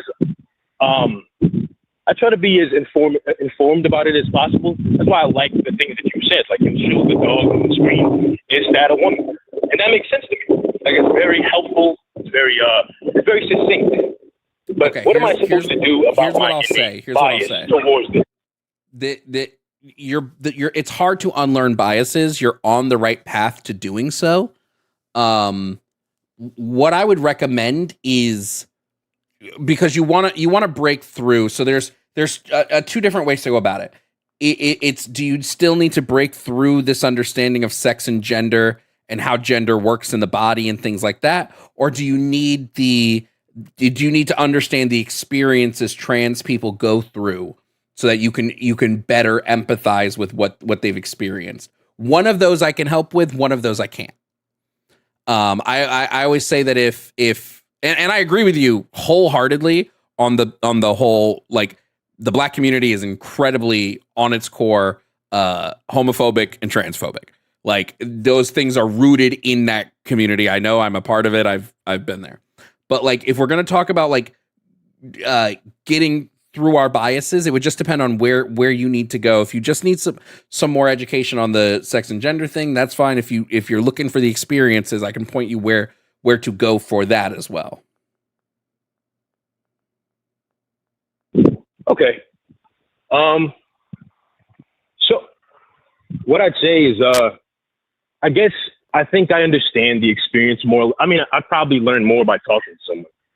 The only experience I have with a trans person is when I went to an acting program and I didn't know they were trans. For the first time, I was introduced to I understood what pronouns were, but I've never been asked my pronouns. So we sat in a circle and then they did the pronoun thing. And I was like, what is that? Why are niggas talking about pronouns? That was my reaction as a kid. And then, they try to go into the changing room. His name was Will at the time. And then I was like, hey, don't worry about it. We all got the same thing. And then someone was like, oh, no, don't say that. And I didn't understand why. And then I was informed that they were trans. And it didn't even occur to me that was a thing. I just thought he was an effeminate, dude. And it didn't change the way I thought about him or treated him. It's just that it was the first time I was exposed to something like that before. So I think I understand what you're saying. I wanted to hear, if you have time, what are your thoughts about when you say that the Christian God is evil? What does that mean to you? What do you mean by that? Oh, sure. It means that the Christian God primarily works off of cruelty, and he unjustly punishes or harms or forces people to suffer for no reason. Okay, is there? I kind of agree with this too. I believe in God, but I've experienced like various things in terms of suffering, and it makes me wonder what is the point of even asking this entity that seemingly treats us like an ant farm and is just watching us, and nothing happens. And when apparently in the Bible he did so many things, which is killing and destroying and all these other things. But when it comes to helping people, it's almost as if there's only this select group that can experience this. I wanted to ask, is there any universe to you where a God could exist at all because of the fact that we are suffering right now? Not even a Christian God, just like I can imagine a world with where all a God did was pop up, do the Big Bang, and then fuck off. I can't imagine a world in which a God engages in the way that most religions believe God engages. Okay, and another question is for like gods in general, like what would the world have to look like now for you to like endorse the reality that a God? Well, I won't say reality because I don't know for sure, but endorse that a God exists at all. Like, what would it have to look like? Would it have to be essentially like heaven? Sure, yeah. In order for me to posit a God is real, I would just need some sort of evidence of that God.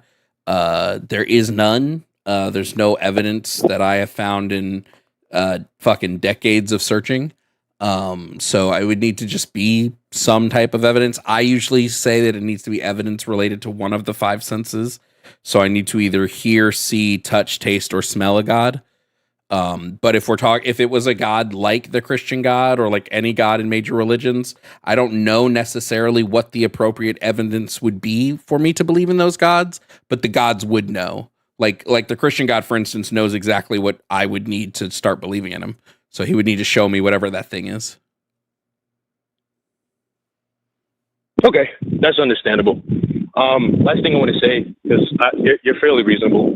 There's nothing I can really say against that. I don't have any evidence for God. Like watching people try to prove something that is based on faith is one of the most ridiculous things I've ever seen. But I just want to say, I appreciate your content. You're actually like really funny and informative. I like what you do. And my last question is, if you watch Steven Universe, like what's your favorite character in there? And then I'm out of here. Peridot. It's not even. I don't even have to think twice about it. Really? Peridot? Yes. Peridot's the greatest character ever written. Okay. Not ever written, but it's the best character on that show. Really? Okay. Best character on that show? Okay, that's fair. All right. Thanks a lot, Jovan, for having me up. Keep doing what you're doing, man. No problem. Thanks for calling.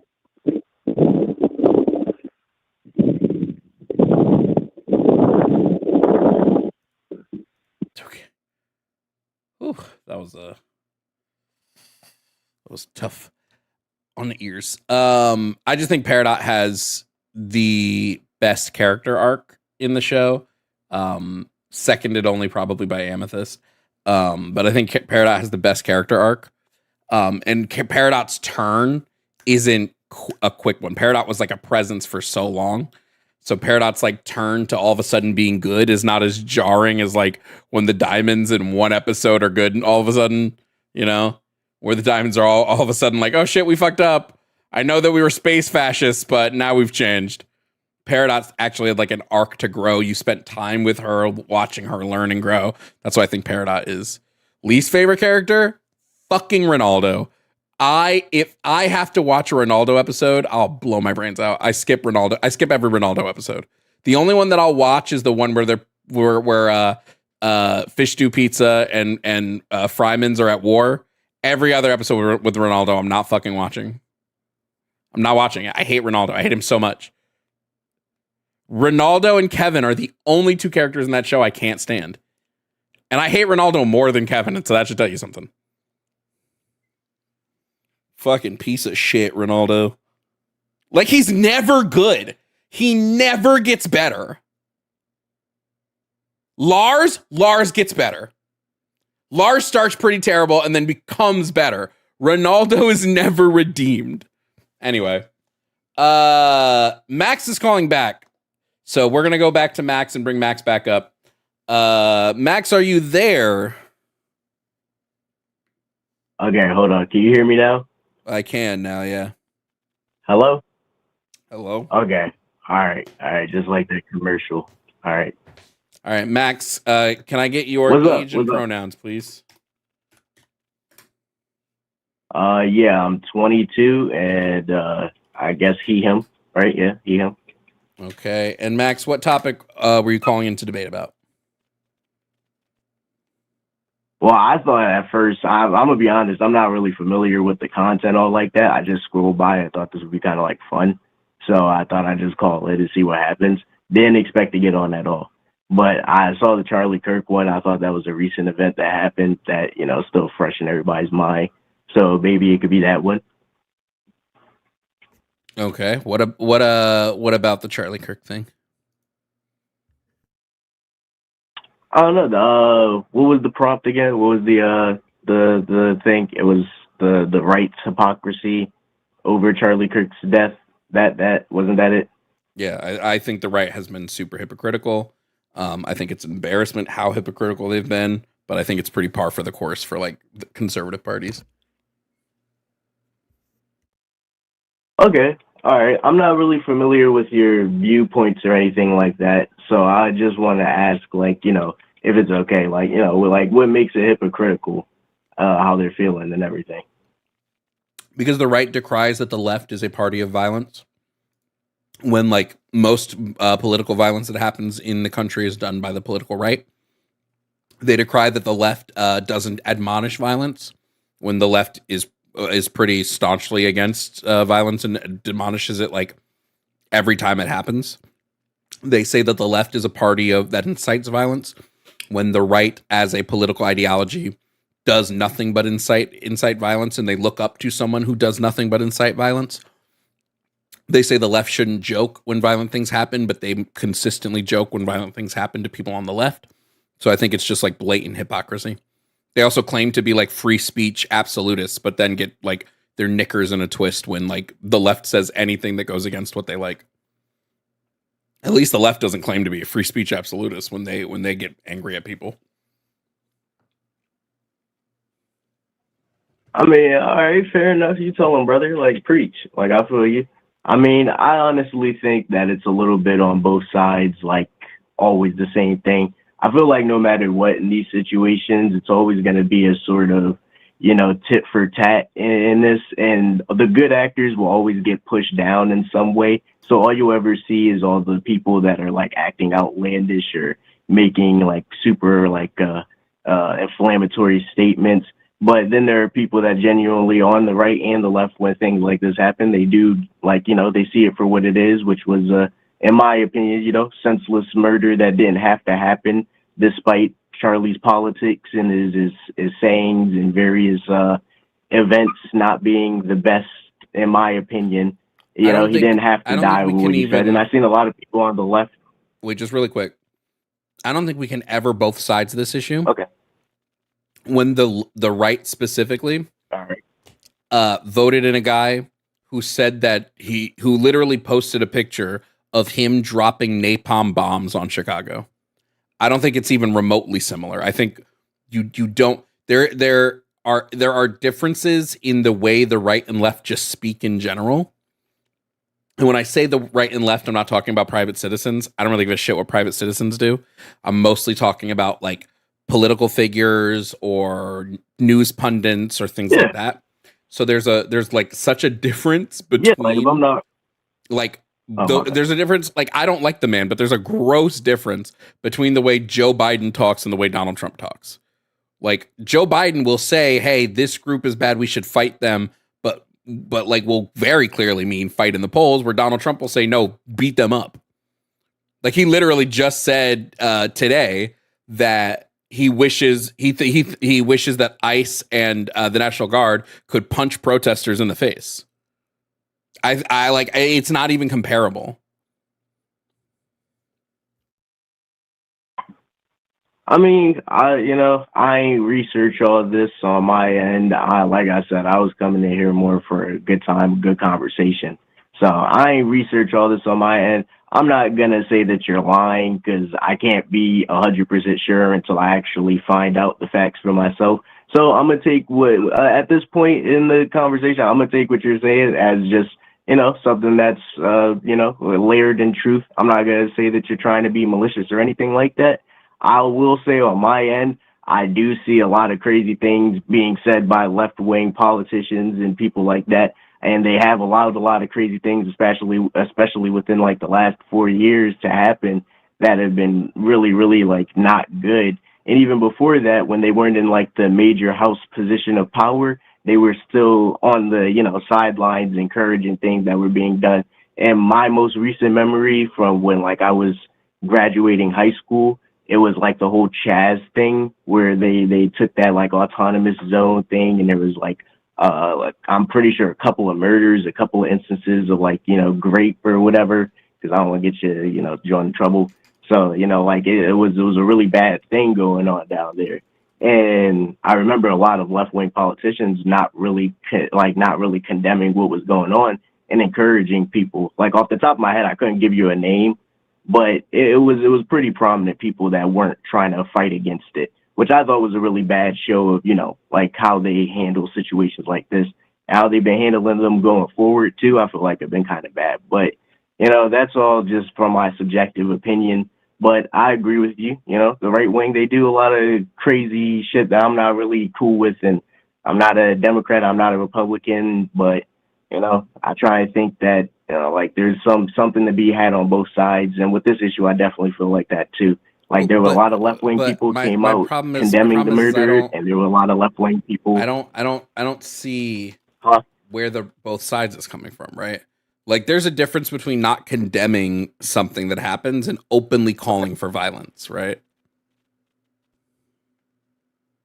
Yeah, I guess. But you could also say celebrating violence is just encouraging more violence, too. Oh, I disagree. Which a lot of left-wing people have done. I disagree. Like, both the left and the right celebrate different violence all the time. No, I mean, I saw a lot of people, they were making the, like, I know you keep saying I keep hearing the private citizen thing. Like, I guess, like, private citizens, sure, but there were a lot of prominent people that got fired from positions in NASA and, like really big media groups and stuff like that who were making really, really bad jokes about it and supporting things like the Protection Neck T-shirts and all that. And I'm 100% sure that that's not, like... Max, this is my issue, though. There's a difference between this happening and the president joking he's going to bomb a city. These are two different things. They're not even remotely comparable. I'm saying they're both. Me personally, I'm saying they're both bad. I don't think he's our president. Why is he talking about bombing cities? Like I said, I gotta look this up.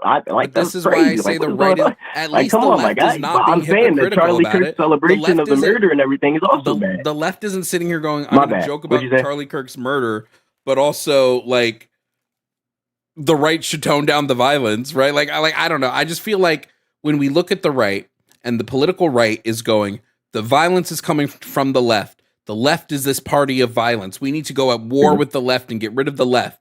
And then every other sentence out of their mouths is something that has to do with violence. This is hypocritical.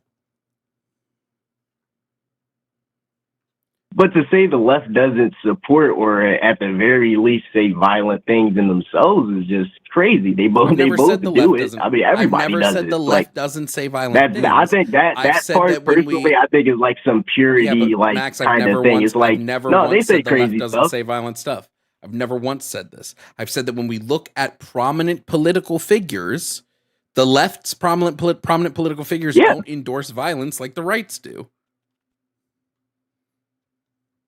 Okay, but they do. I mean, I definitely, from what I've seen, off the top of my head, I mean, I couldn't like flat out say one, but I know they do. I watch the news and stuff. I try to keep up with things, and I don't know. I've definitely seen and heard them say things that are crazy. Like what did Kamala Harris or what was that, Nancy Pelosi? It was a couple years ago. It wasn't recent, but when they were it was something they were talking about, and they were talking about meeting them and fighting them or something, and like it was crazy. But she was saying something like that, and every time something happens that's like right wing involved, some left wing figure that's a politician comes out of the woodwork and they say, oh yeah, Max, you need to fight them back. You go low, we Max, go hard. just Type shit. So I think it's definitely both. Just saying the phrase. And You even need if to I can't fight, give an or example off the top of my head, to say like the left never says anything crazy like that would be insane. Max, my bad. Just saying. Yeah. Just saying the left needs to fight or fight back isn't calling for violence. Just like if all the right said was we need to fight against. What does fight back mean? I mean, you said we live in a political system. Isn't that we live in a no? There's a difference between just using the phrase "fight," right? Because fight can be talking about fighting at the polls, fighting by protesting, fighting by boycotting. Then you're being disingenuous. Then you're being disingenuous. There's a difference between saying that and showing. I'm not trying to be disingenuous. Come on, I'm showing you how. There is a difference between telling people, hey, fight against oppression, and somebody going, hey, bro, bomb a city, punch people in the face. Let's do the George Floyd challenge and kneel on each other's necks and make it like there's a fucking difference between these things than saying fight. Like it's vastly different. And this is why I don't like, unless you can give me a direct example. Can you show me one? Hold on. Can you show me one prominent figure on the left who said anything even remotely coming close to Donald Trump saying that the National Guard should be able to punch protesters in the face? Off the top of my head, no, I don't know. And I don't think you're going to find it all. Like, I don't think you're going to find it. But I'm just one guy. That doesn't mean it didn't happen. I'm pretty sure if I research it, like, this is your bread and butter, my guy. Like, I'm just some scrub. Yes, but that's what I'm telling you. I have looked thoroughly through these. I have looked for it. I would love to see a prominent left-leaning politician, political pundit, whoever. You looking for it. I got to look for it for myself. I mean, I can't just go off word my entire life. Like, I got to look. You could be right though. You could be right though. Go look for it and then call back in. No, bet. I appreciate it. Like, no, I definitely can. Like, I think this was, and on my end, like, this might not have been good for you. This is running mill, but, you know, this is always good listening to people and hearing what they got to say. Like, I appreciate you taking your time out to, you know, have a conversation with me. And I think the secretary in the beginning, like in the queue line, is baller. All right, I wanted to say that too.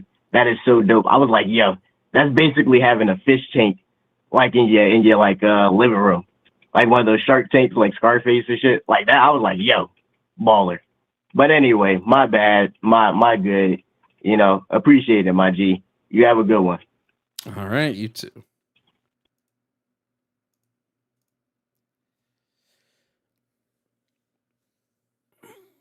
The headache's coming back. Although, I guess it never really left. I might be hungry. I only ate a bowl of cereal today, and that was at 9 o'clock. So it might be that I'm hungry.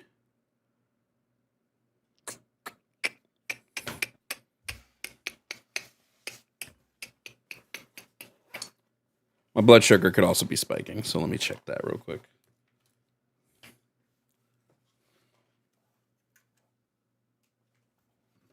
Oh, yeah, because I didn't take my meds this morning, so that might actually be what's happening. So I could be having a blood sugar.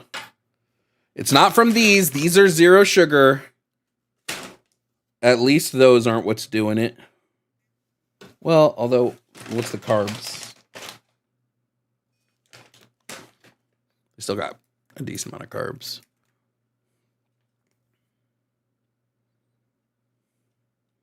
So I could have... Ow.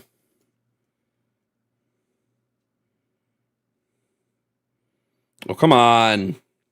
I hate when that happens. There are zero sugar Reese's, and it's amazing and incredible.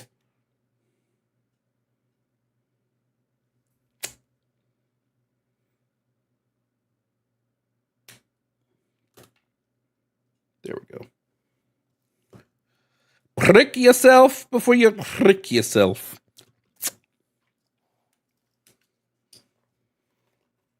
By the way, Twitch, are you guys clipping? I hope you're getting good clips. Oh, it's not bad. Comparatively, like for my blood sugar, it's actually not that bad right now. It's not high enough that it should be giving me a headache, so my headache's probably coming from something else. Could be blood pressure. I haven't taken my blood pressure meds in like 2 weeks. I just hate taking meds every day. No, this doesn't have any aspartame. It's aspartame free. So I've been fucking with these, yo. Let me tell you. Does the prick hurt? Like very little and for a second, but my brain fucking doesn't like it.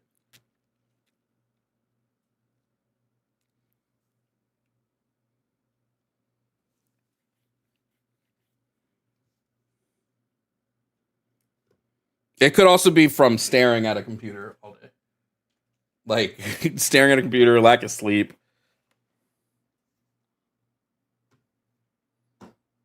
God, that's the old ass McDonald's commercial.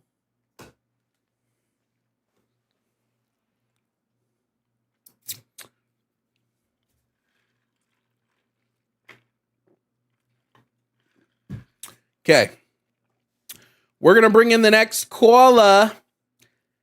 Coming up next, caller. I'm just going to finally bring them up. Sorry it's taking so long. I'm going to bring up caller number 4.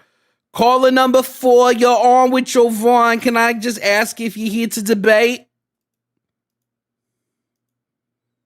Partial debate, partial pick your brain. We'll see how it goes. Okay. What's your name, age, and pronouns, please? Fake name Alex, 18, he, him. You don't have to tell us it's a fake name. You just use the fake name. Alex, what topic on the board did you want to talk about? Fair enough. I believe it's 4, the capitalism one. I agree, but we wanted to get like a more like in-depth view of what your opinion is on like socialism. So I was gonna ask you a question. Yeah. Okay, what specifically? So you and I would both define the socialism as a worker control of the means of production, right? Say that one more time. You're breaking up a little bit. You and I would both define socialism to be the worker control of the means of production, correct? Essentially, I would say socialism is an economic system. I would preface it with that first, but yeah, essentially would be workers owning the means of production. Mm-hmm. Okay, so by definition, would you consider the USSR to fit that definition? I've been moving more towards the USSR being state capitalist in my conversations, only because they kind of had to be. But I have been moving away from labeling the USSR as strictly socialist. So yeah, I've been labeling them more state capitalist. Would consider Cuba to fit that definition? Would Cuba fit the definition of state capitalist? I would say Cuba does more meet the. Cuba has been leaning to allow a little bit more capitalism, but I would say Cuba, in my opinion, meets more the definition of socialism because the entirety of the government of Cuba is workers and it's worker led. So I would say Cuba does meet the definition a little bit more. They have like do they have a different electoral system than the USSR, or like a different what? Or what specifically would you say is like the difference between it? Like what would you specifically say the difference between the USSR and Cuba in that regard? I think it would be a difference in the way the state operates and the way the state runs elections and the way that the people have say in the state would be slightly different between the USSR and Cuba. All right. So they're both like sort of it's like workers, like a population has more of like an actual say in it, like the state, I guess. Say that one more time. Like the population has more of a say in the state, I guess. In Cuba, I would say that the population has more say in the state than the USSR did. Yeah. All right, I've heard people say, yeah, I've heard that. I gotta do a hesitancy when it comes to like one part state in general, but I have heard people say that like Cuba has a more like democratic system than the USSR. Yeah. Yeah. So in this regard, I would say Cuba is probably closer to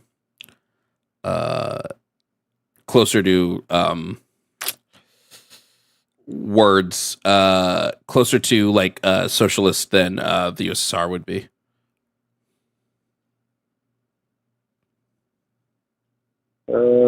All right. I'm not too familiar with the differences between the two, so I might agree or like disagree, but yeah, generally, I guess it makes like some sense. Yeah. All right. Okay. Do you have any other questions? I guess the only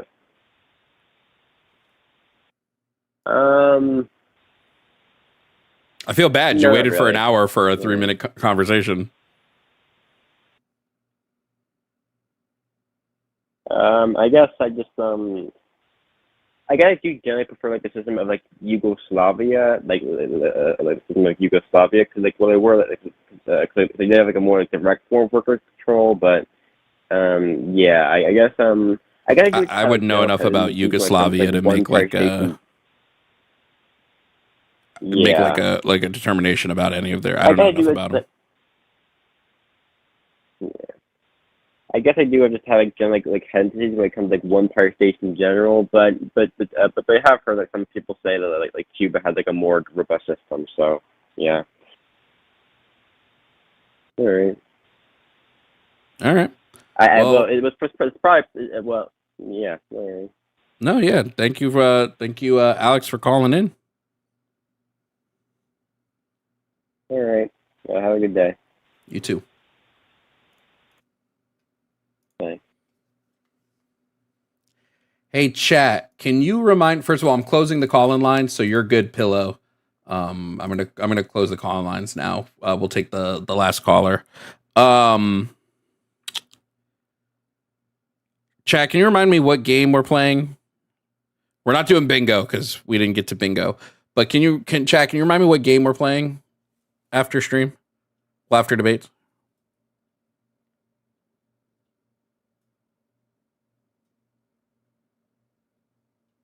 Sister location? Okay. I just got to make sure it's downloaded.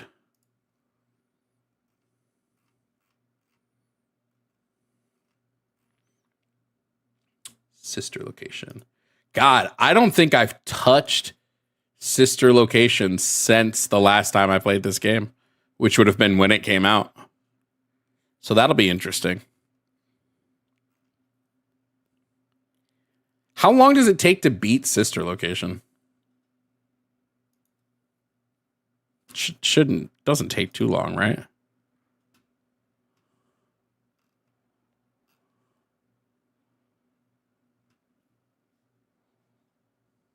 Couple hours, maybe.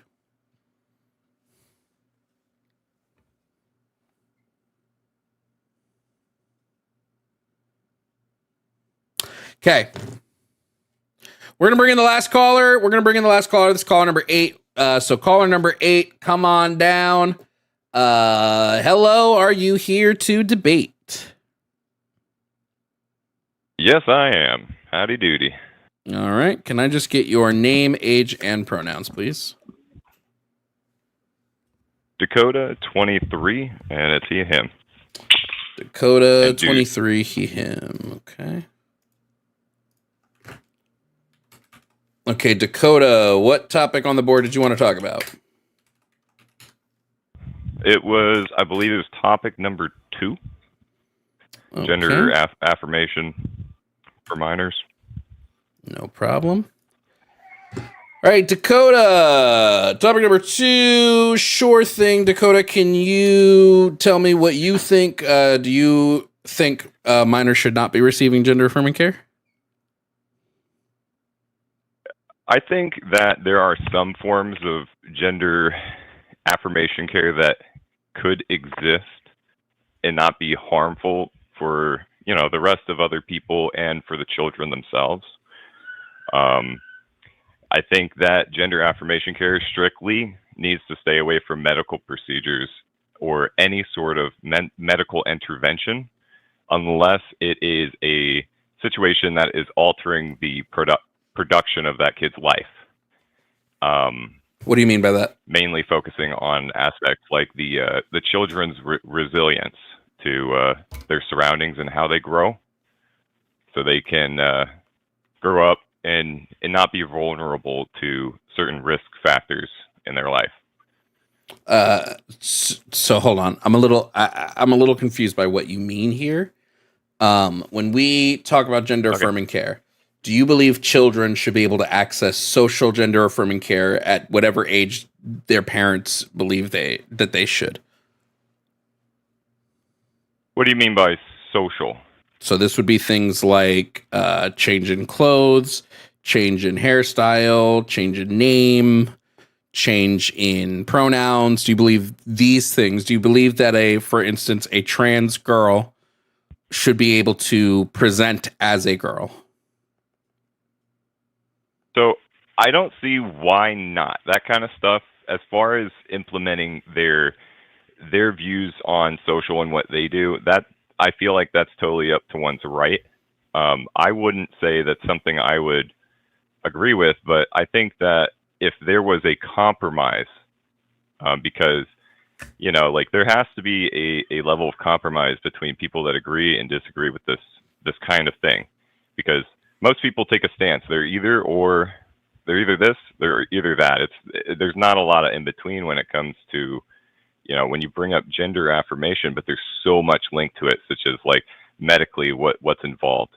When do you choose to involve these types of procedures? But what has always existed was hormone care and things for a lot of other diseases or genetic issues like that a child will grow up with. And because we've made breakthroughs in using these for good reasons, in my opinion, good reasons, to basically help this child have an easier path that's more fair between them and their counterparts, because they grow up around other children. They go through a long developmental stage for the first 18 years. And, at each point for different reasons.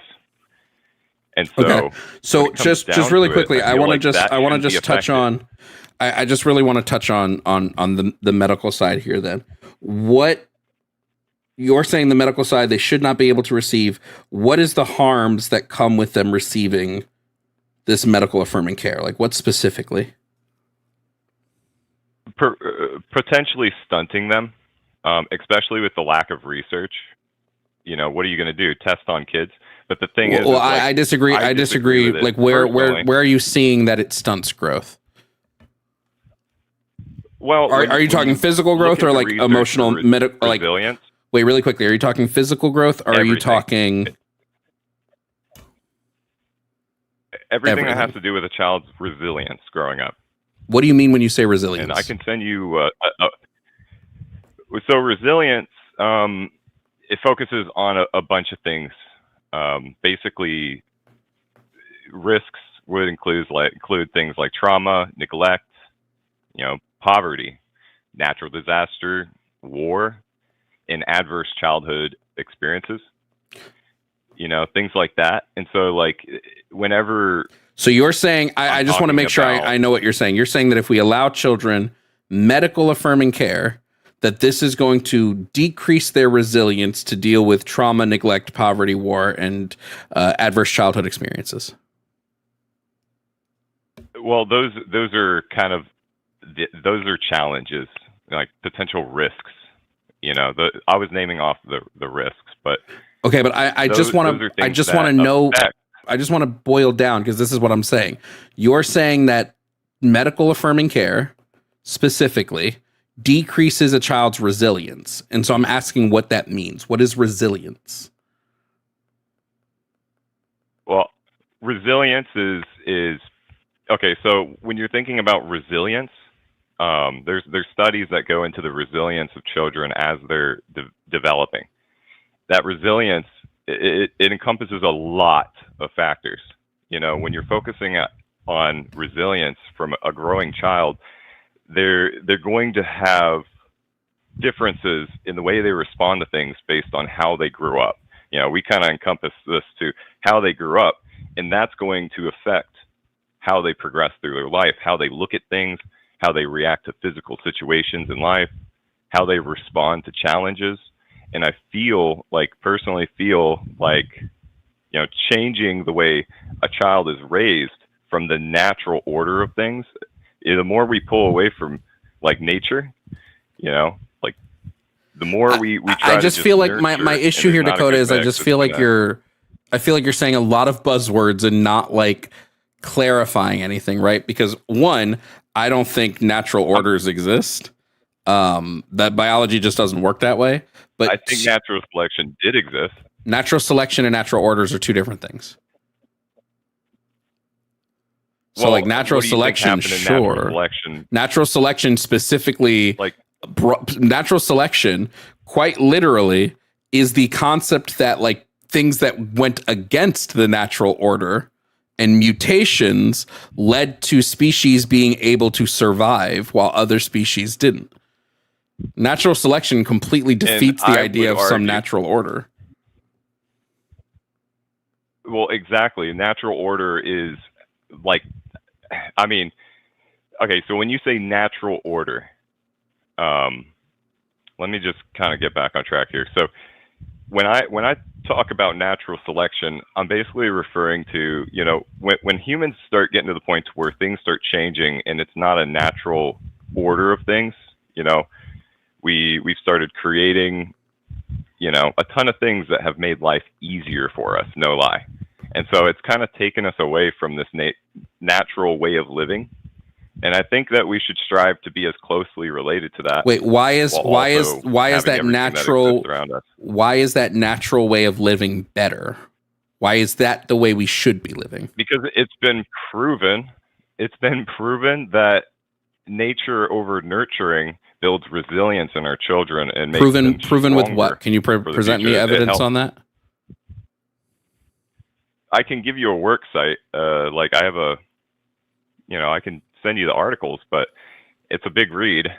Well, because been a lot of research on resilience. I'm going to reject the idea.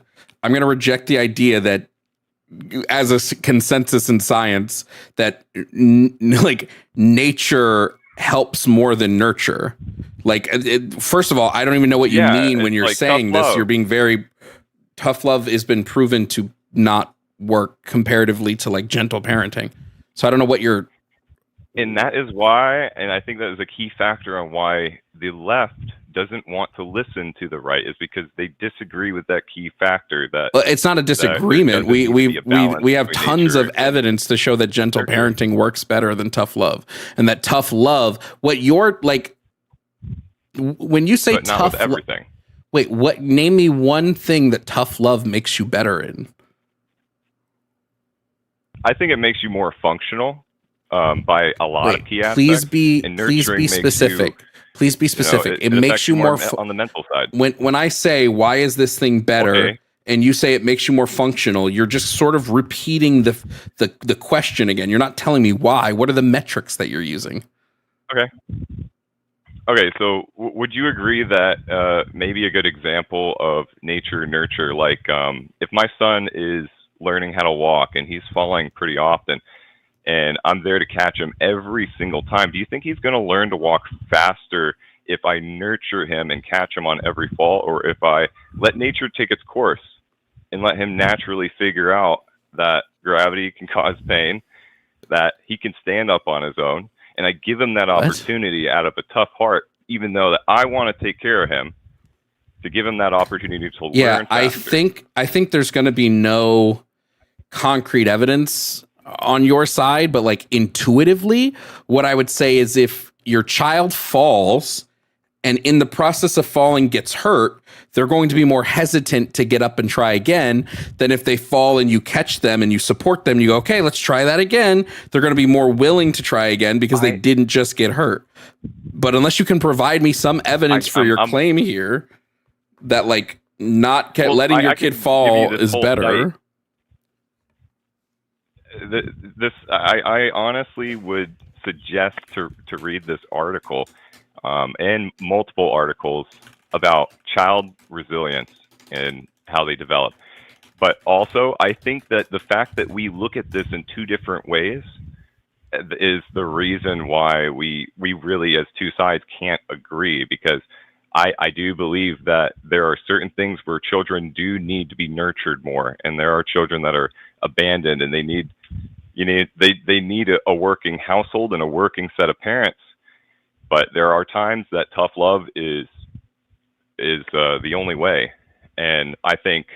But I don't want to do. I think. I don't want to do. I don't want to do. I think. I don't want to do. I think. I think is useless in the conversation. Opinion. Our opinions don't matter here. What does the data tell us? That's what matters. Is what does the data tell us? The data tells us that it works out better. Then give me the data. When you're focusing on. I'll send it right over.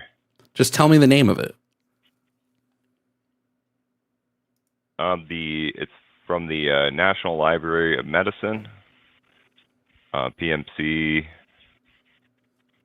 You want to look up resilience in children, developmental perspectives. And I'll also post it in your Discord, so just in case you don't want to have to go searching or there's no miscommunication. I already found it. Sweet.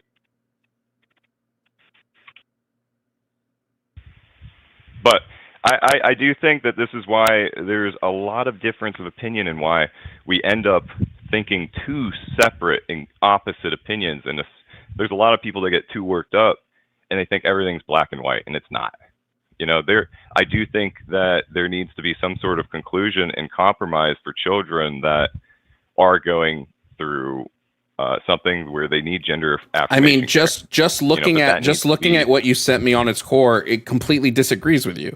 You said that you're going to send me something that shows that nature is better than nurture, but what this is telling me in just the abstract is telling me that when it comes to resilience, that resilience is generated through a myriad of biological and sociocultural interactions. That is quite literally not saying nurture over nature. Yeah, it's saying no, I didn't say that it did not. You got to go further than the abstract paragraph. Wait. The abstract is telling me what they're looking. The abstract is telling me what they're looking at and what they're looking at here. I did not say that it didn't include both sides because you said you said nurture. You said nature gives you better outcomes than nurture. You said that verbatim. That's what I believe. This is saying the opposite. After reading this article, I believe it even further, but it's not an article. This is a study. It looks like it might be a meta-analysis, but it's telling you that resilience depends on both. It depends on biological factors and sociocultural factors. And that's what I was arguing to you. Yes, that is correct. Both play That's a role. not what you said. What I'm arguing is that nature affects it a lot more than you think. Like it affects it a lot more than nurture, in my opinion. Based on what? Based on what in this? Of development of a human being. These are the things that people can't talk about and have their own perspectives about. It's something that just happens naturally. And you could prove it scientifically. We all have instincts. Like they might not be as strong as they once were, but we have instincts still. I want to know what in this study are you basing your framework on? Like, give me the actual part of this study that you're basing your worldview on. Well, I don't base my worldview on this study. I use this article to further my worldview, which is that, you know, tough love is a huge important factor. Are you trying to say this that article tough love isn't saying that? not, and that it's only Where in this article does it say that? I'm asking you because you called me out specifically, and the article isn't gonna prove that one's better than the other. But I want to ask you: do you think that the nature aspect and letting that kid figure out himself, and that it could be worse? Do you feel like someone shouldn't do that? Do you feel like we shouldn't practice anything from like nature, try to keep it natural? When you say keep it natural, I don't know what you mean. Like, it is natural for parents to catch their kids if they fall. That's a natural thing. So, like, I don't, like, when you say nature, are you just talking about we let biological processes complete as they would? Or are you saying we cut out all forms of nurturing that it isn't, like, what do you mean when you say natural? It feels like you're using buzzwords, but you're not being specific on the use of those buzzwords. Well, okay. So when it comes to nurturing, I would argue that trying to protect the kid unnecessarily can only harm the kid. Based on what? I feel like protecting them unnecessarily is basically preventing them from getting into a situation where they learn themselves. And I feel like sometimes when you start out the kid and making them convinced that, you know, you can change your gender, it kind of pulls them away from their childhood and they can't live their life. How? They can't go play with other kids. And just please be specific. How? Because their parents are trying to tell them, hey, like, you know, this is an option. Like, please be specific. Well, look at the complete disparaging. Like, okay, so your children have a like 99.9% more likeliness to be trans because that's what your parent is teaching them. That's not true. That's 100% true. They it's don't not. Need any open there is quite literally no evidence to substantiate the claim you just made. The child doesn't get a chance to have a Dakota. There is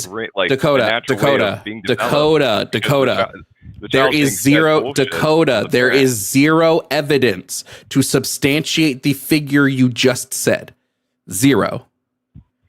And all you're doing right now is you made up a stat and you're trying to force your intuition into the stat. If you're going to say there's a statistic here and you're going to say 99.9% of people who have parents that believe transgender people are a thing or whatever are going to become trans, like, it's just not true. Well, will you let me say that I think that more of the kids coming from like left-leaning houses and people that want to practice and involve their kids in that they are going to be more likely to be trans or queer because they have they're more likely to come out. No, Dakota, they're going to be more likely to come out because their parents aren't hateful and they know that if they come out to their parents will accept them. Whereas you're doing a causation correlation fallacy, like the biggest I've seen in days.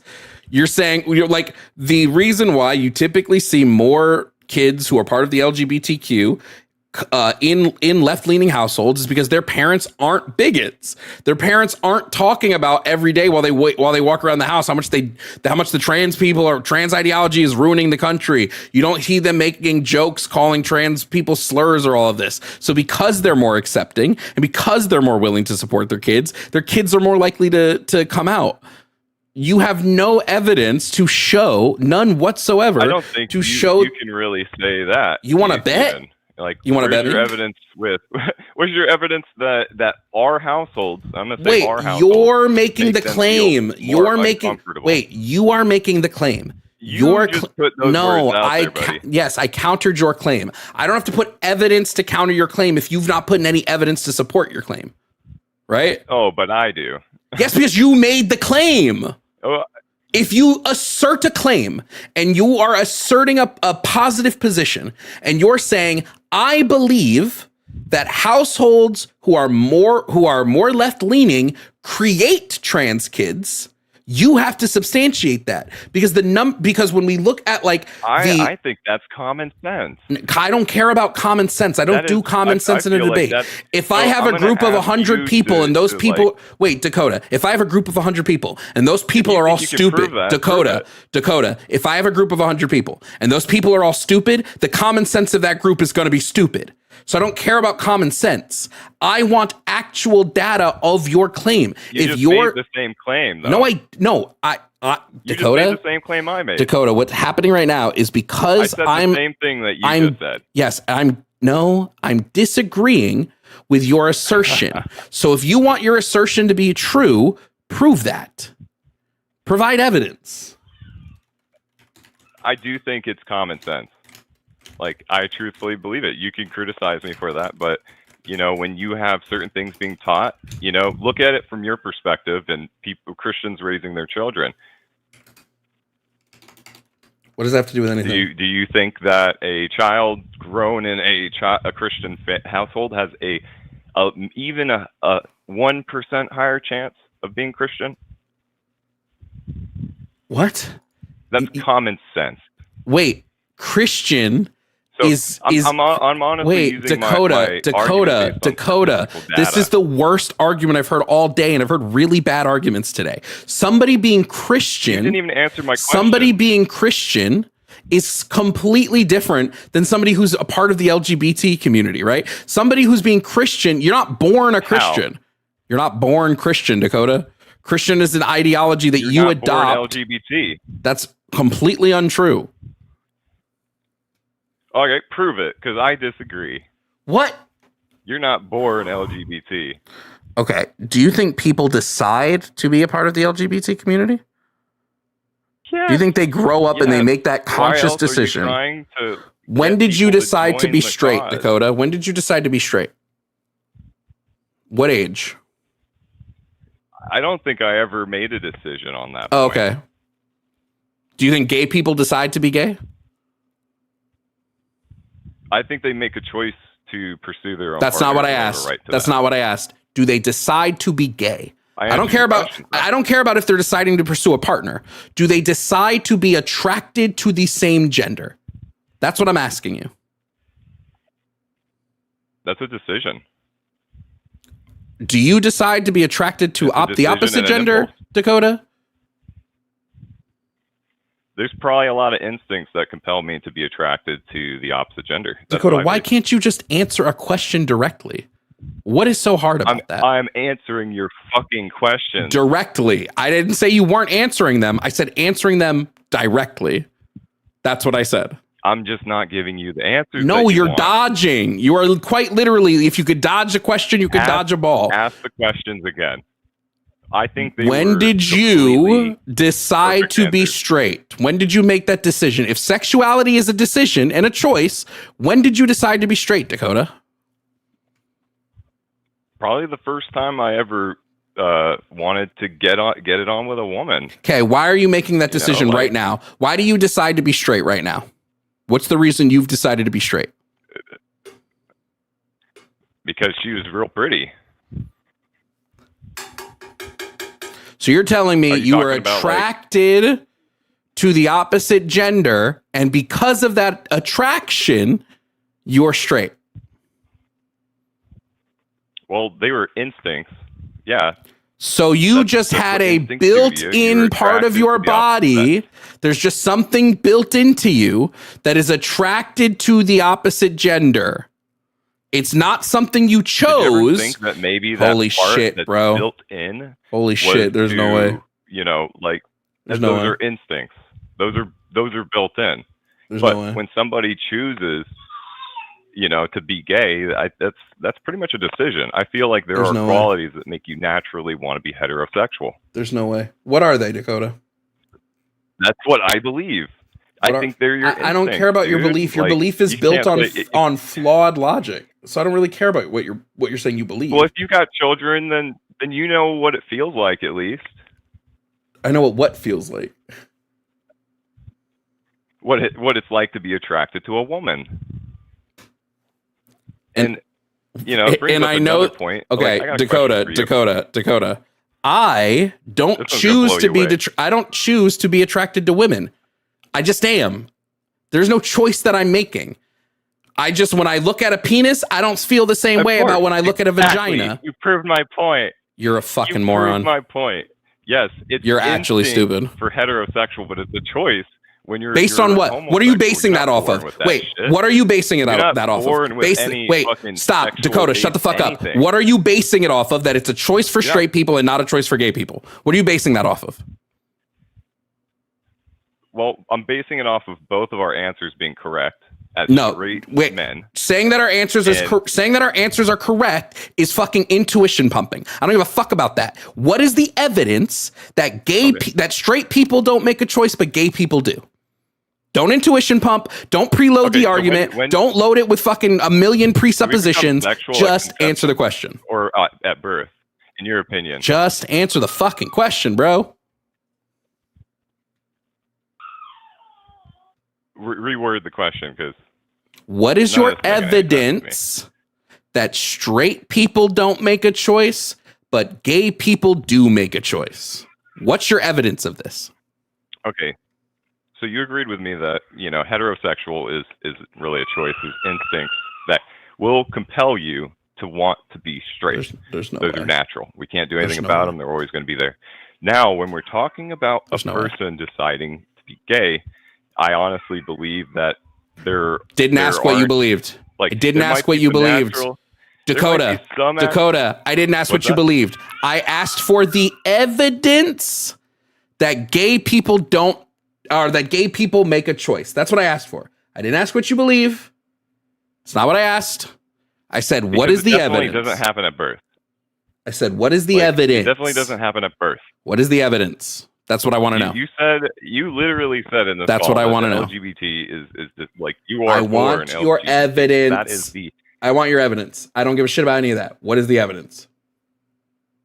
I'm trying to put it in the best way I can, because it sounds crazy to think that someone's born LGBT.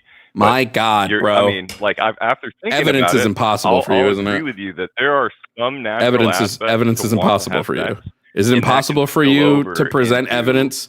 Dakota, if you are a straight person who is just naturally attracted to gay people, or naturally attracted to the opposite gender, you just naturally are. There's no way whatsoever here. You're just naturally attracted to this. Opposite sex. You're naturally attracted to the opposite gender. You just naturally are. Tell me, Dakota, is that something that you were born as, or did you trigger something? And what is the thing you triggered? Because I don't think you understand that we as humans, when we say that somebody is born as something, we're saying they have a natural predisposition to align with this thing later in life. It doesn't necessarily mean you're born and you come out the womb going, show me the vagina. It means you are going to have you are going to be predisposed to this. Your brain is predisposed to thinking this way or being aligned this way from birth. So can you tell me what is the thing that is different between straight and gay people when it comes to their pre-alignment to some type of sexual identity? The way they're raised, the situations that they're grown up around. Okay, the Dakota, positions that they're in. Goodbye. If you can't present fucking evidence, suck my dick. Which you probably would, because according to you, it's all fucking choice.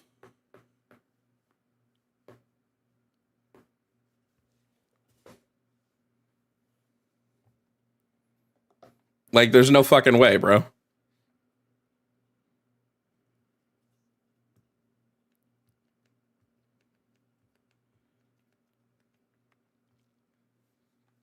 It's so fucking stupid, dude.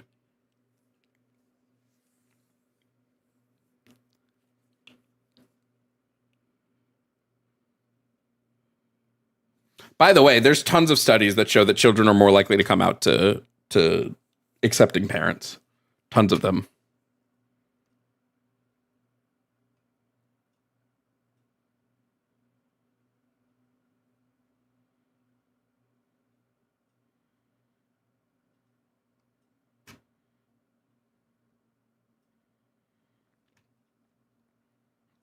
I can give you guys some if you want some.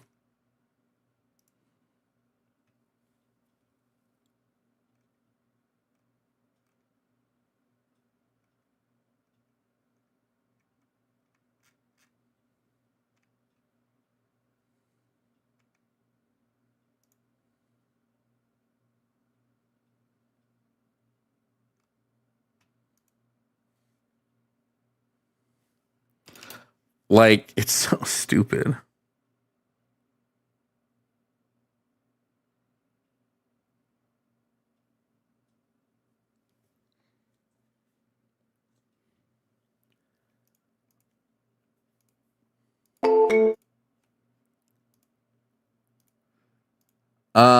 Okay.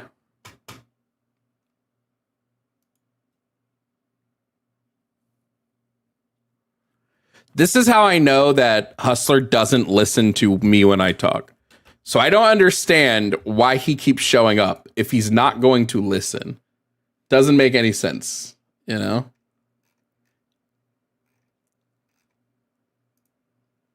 Like, his reaction to things that I say in chat proves to me that he does not listen to the words that I say.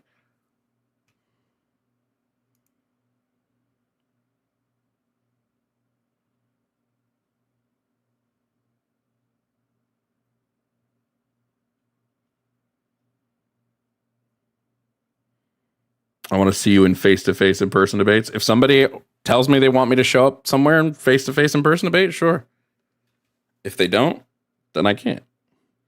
Cameron, thank you for the Cash App. Romy, thank you for the Venmo. Caroline, thank you for the Venmo. And Ashley, thank you for the Venmo. That dude was stupid.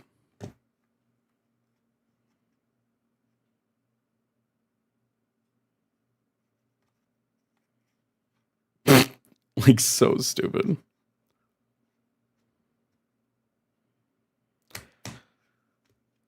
Bro, you're talking about Kent, what's his name? Kent Hovind is an idiot, dude.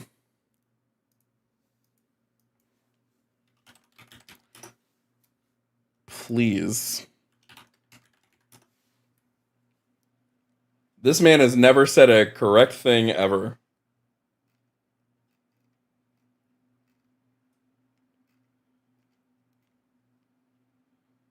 There's dinosaurs in the Bible. You guys don't know about them there dinosaurs in that Bible?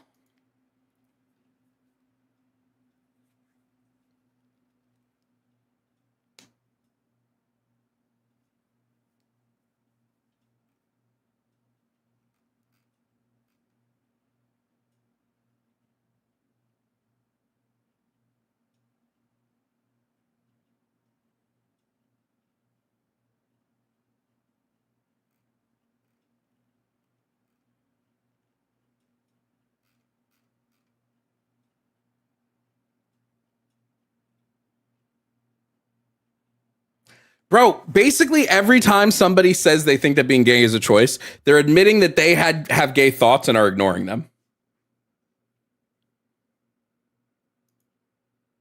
They're essentially admitting, I have gay thoughts and I don't act on them, so other people must have gay thoughts and not act and do act on them. Which is like, just act on those gay thoughts, dude. You'll be happier. I swear to God.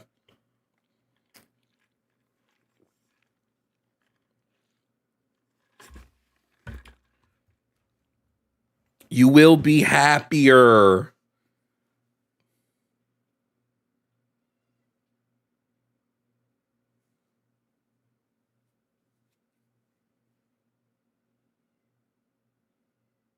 I have gay thoughts, but I'm too anxious to talk to a woman. It's so fucking real.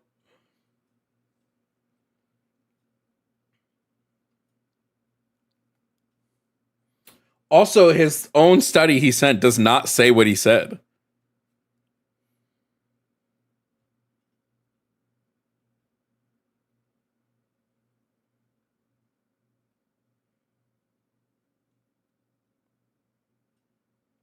That was what my webcomic was about. Is when people go, so I could just say I'm trans, I could just say I'm a woman tomorrow, and I'm like, bro, just like, you don't have to be closeted. Just come out. We will support you. Thank you for the sub on Twitch. I promise I will support you if you come out. I promise you. Get out of the closet. It's made of glass.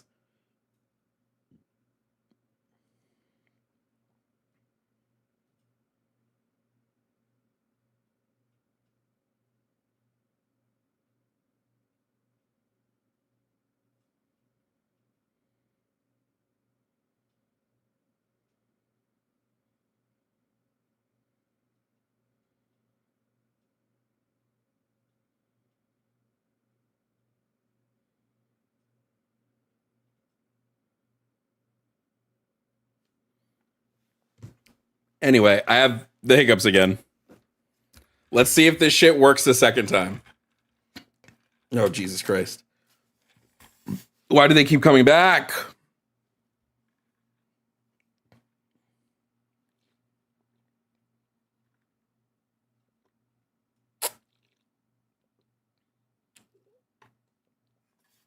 Nope, didn't work that time.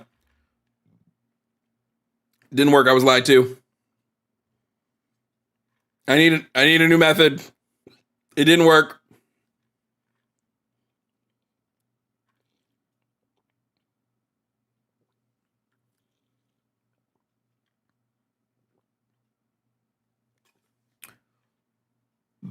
Didn't work. Shit. Oh, God. The hiccups are back. Goodbye, YouTube. It's been real.